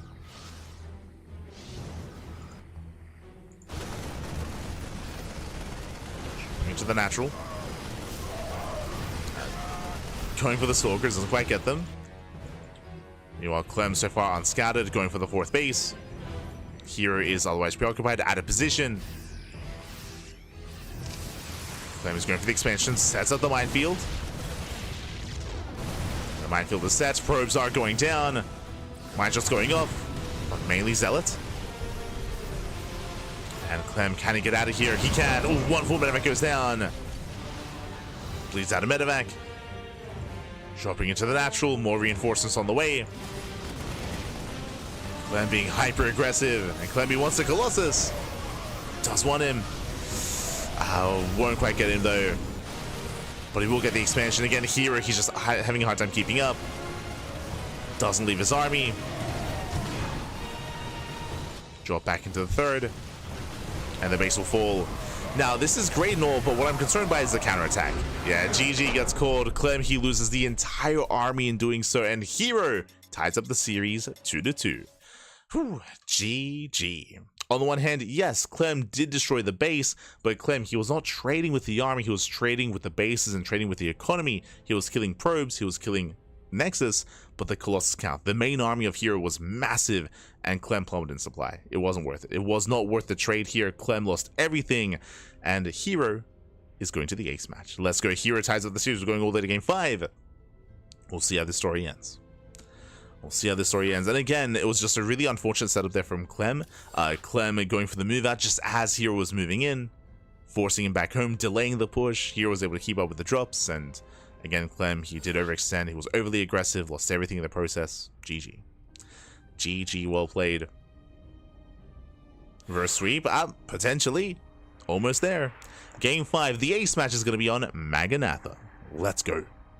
Maganatha, the largest map in the map pool. So tentatively, I want to say, hey, it's the largest map. We might finally get into the mid game. That hasn't happened yet, by the way. These games have been really intense and really aggressive. We have gone to game states where we have, say, like a 3 or 4 base getting saturated, for example, but it's all been very low tech. I'm thinking of, for example, Pylon. Like Pylon, or even this map as well, where herO was getting a 4th base, but he didn't stabilize, he didn't saturate the 4th.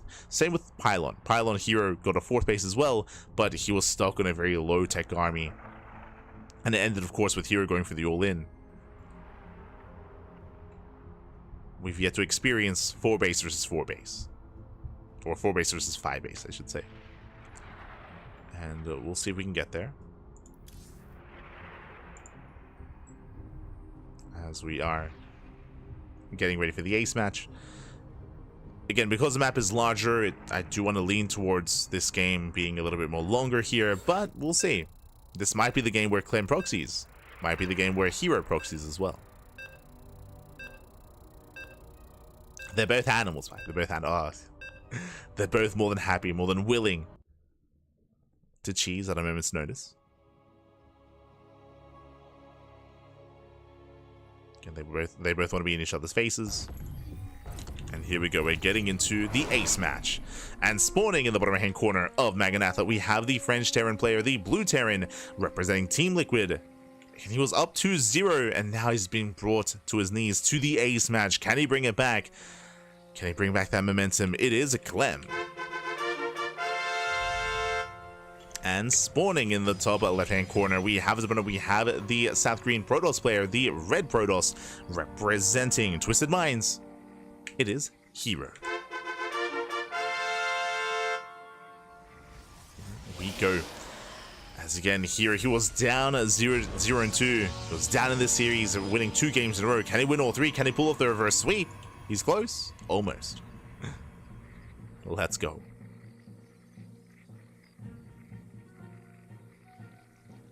I mean, I got what I wanted. I just wanted an ace match. I just wanted game 5. We got there. We got there.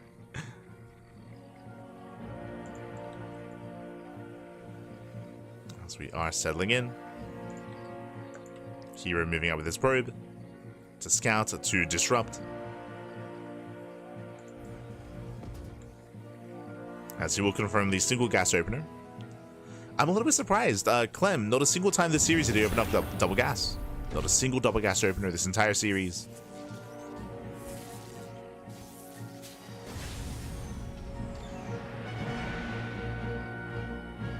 herO is going to be forced back. Clem looking to expand. And herO looking to delay. Clem has got 400 minerals. Oh, he wants a CC. Does want it. Up there. Again, here he delays by a good amount of seconds there. Like a 4-second delay. Maybe 5.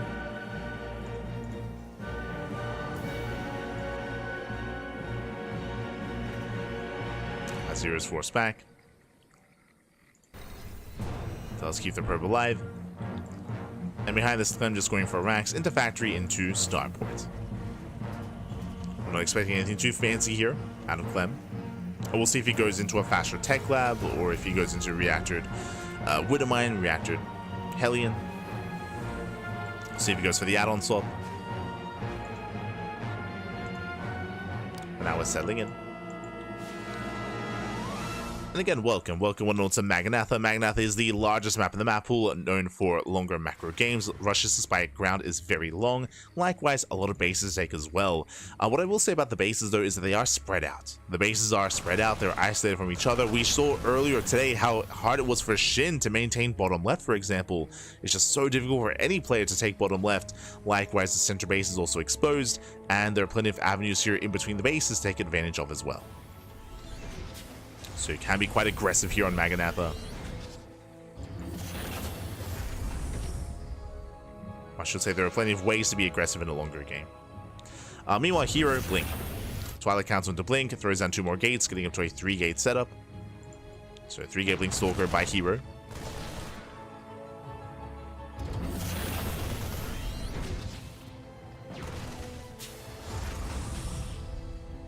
As here, he is picking away at the Marines, making use of that extra range. Oh.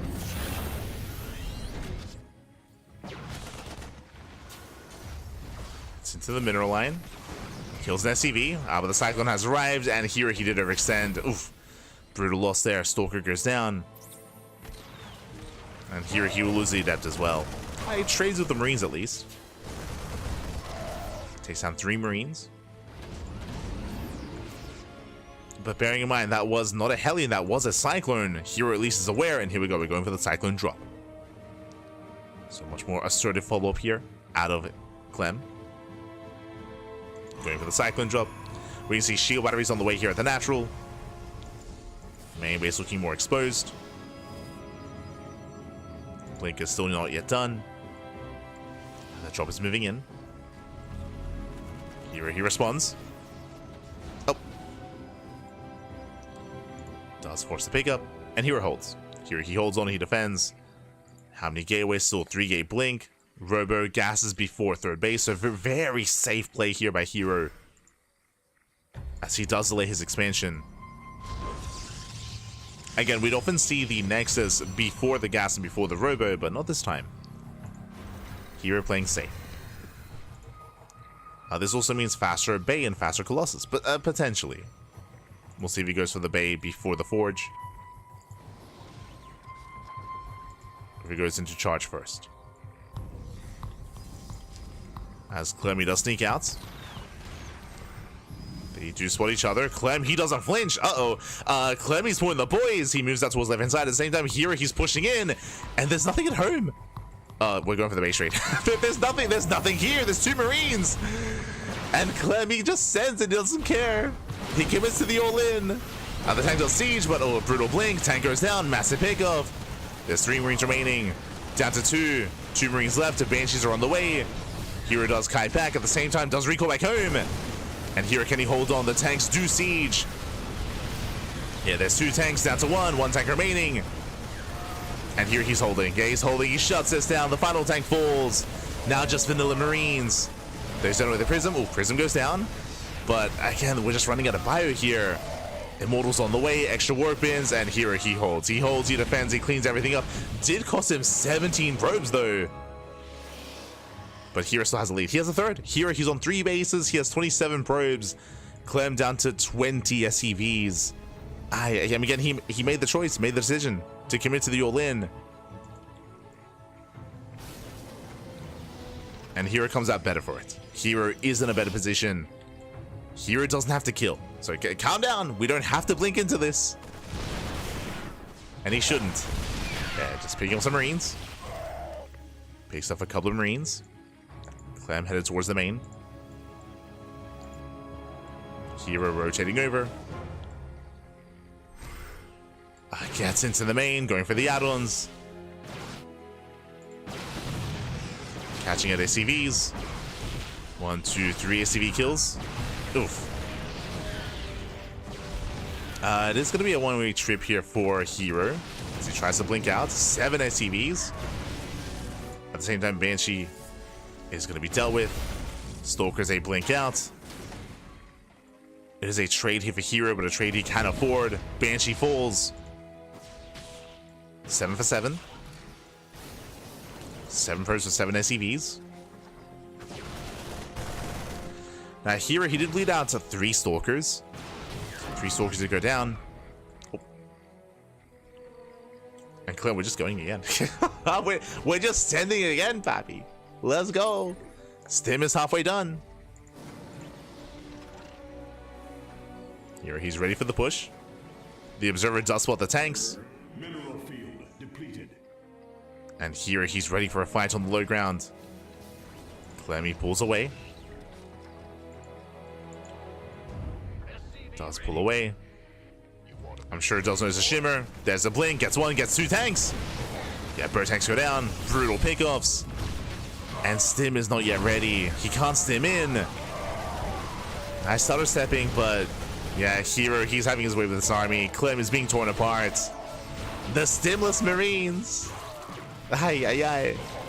As so many Marines go down, and no bunker either. And herO, he's done it. At this point, he has done it. The boys are being pulled. There's a tank on the high ground. herO, he sees it. He wants a tank. He does snipe it immediately. A tank goes down. More reinforcements on the way. GG, well done. It gets called, and herO will claim the series 3-2, becoming this week's WardiTV Monday champion. GG. Whew. GG, well played, herO. He will claim the series. He will take the win here. 3 wins in a row, a reverse sweep.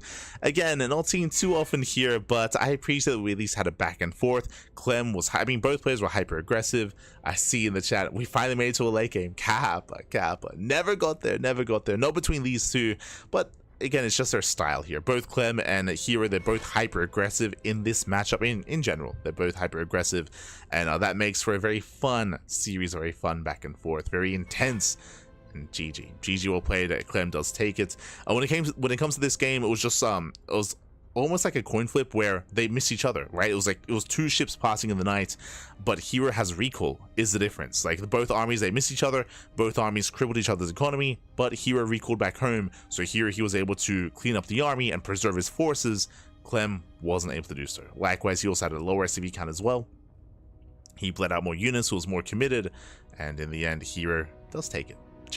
GG, well played. Congratulations to herO, but a shout out to Clem, because Clem, this was his first WardiTV Monday, his first time competing here in Korea. He's in Korea right now. He is, of course, practicing, training, looking to improve.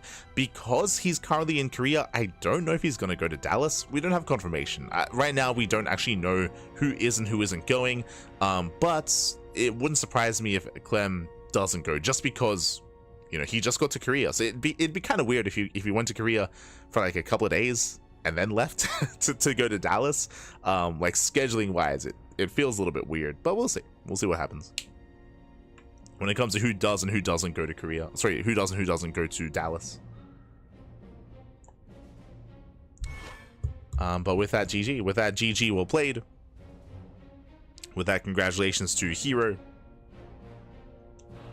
And we are going to be wrapping up. With that, we're going to be wrapping up here for the evening. Again, we had some players missing as well. Now, we do have the we have the Monday Night Weekly. That's going to be in a couple of hours, I believe. So most likely, oh, I wonder, is Clem going to go full Korean degen like herO, Solar, like ByuN, like many others, and actually stay up for the Monday Night Weekly and play with Ping? He might do so as well. So if you want to see some more Clem action, if you want to see some Max Pax, he was suspiciously absent from this bracket, so he might be on the Monday Night Weekly instead. Players like Max Pax, Clem, Showtime, herO, ByuN, Solar, Kiora, Bunny, Classic. A lot of these Koreans nowadays do pull the all-nighter, and they stay up and they play in both tournaments. So not uncommon to see that happen.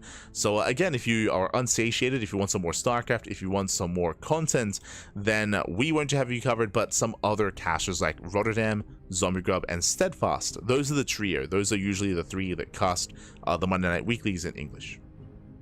And that is going to be in 1 hour. In 1 hour's time.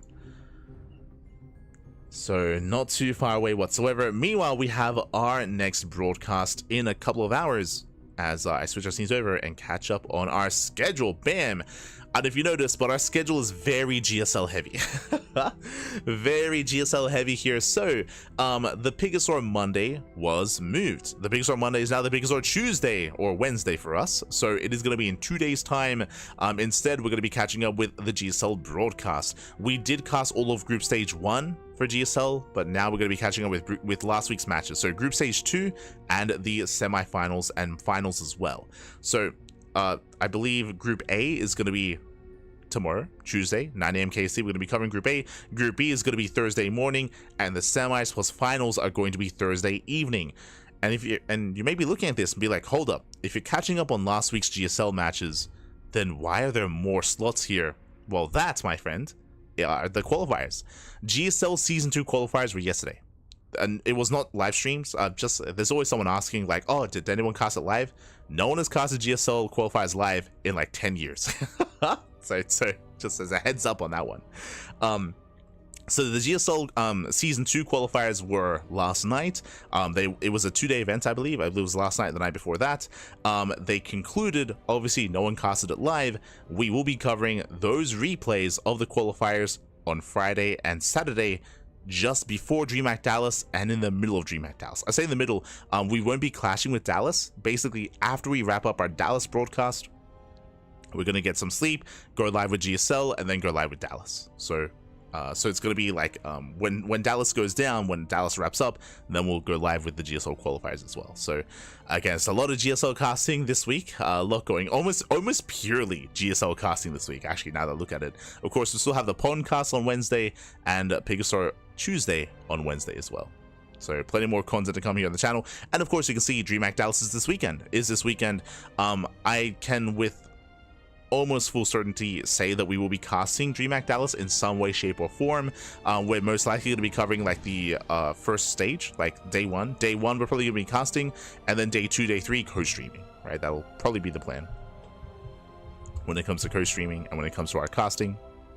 So it's going to be an intense weekend of DreamHack Dallas.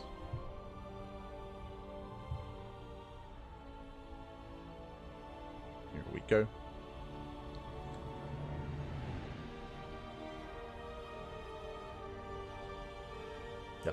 But yeah, with that, we're going to be wrapping up. And again, our next broadcast is going to be at 9 a.m. KST. That's going to be 10 a.m. AST. That's going to be in 9.5 hours. In 9 hours and 30 minutes from this message, we're going to be live with GSL Group Stage 2, Group A.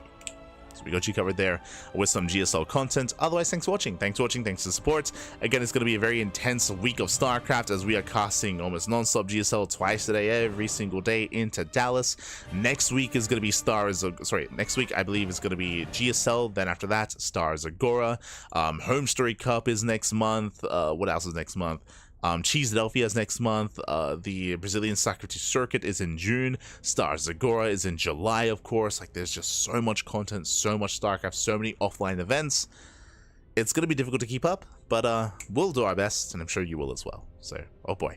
If you enjoy the casting, if you enjoy the content, if you want some of these GSL broadcasts, but if you can't watch it live, just because we're live at so often and so much, YouTube is the place to be. !socials in the chat. You'll get a link to our YouTube channel. You'll get a link to our Twitter, Facebook, Instagram, YouTube, Discord, all things CranKy Ducklings. We do upload on YouTube on a daily basis, and we do stream on Twitch, YouTube, TikTok, Facebook, and Kick all at the same time. So we have 5 streams going on all at once. So depending on your preferred platform, it's all there. And likewise, because of that, the VOD is also instantly saved on YouTube as well. The VOD is saved, so the VOD is there on YouTube. Otherwise, thanks for watching. Thanks for tuning in. We do appreciate it. I'm going to go and get some rest, and we'll be back for some GSL casting in around 9 hours time. See you then. Otherwise with that, do tune into the Monday Night Weekly. We don't cast Monday Night Weeklies. That is typically reserved for the European casters, but we might change that in the off season, depending on the schedule, depending on how things turn out. So we might in the future start casting Monday Night Weeklies after EWC, like during the off season. We'll see what happens. Otherwise, thanks for watching, and we'll see you guys next time. Until then, Hasta luego. Oh, also, Patreon, exclamation mark Patreon in the chat. You can support us via Patreon if you wish. Our Patreon does fund specifically our tournaments. You might see here, we are not hosting a Sparkling Tuna Cup this weekend because of Dallas. So we're not hosting a Tuna Cup this weekend, but typically every weekend we do have a Tuna Cup. Likewise, MSO and SDO as well. It is all funded by the people, for the people, via Patreon. So if you want to support us, you can do so via Patreon. Otherwise, we'll see you tomorrow. Ciao. Bye. Ciao. See you tomorrow. Hasta luego.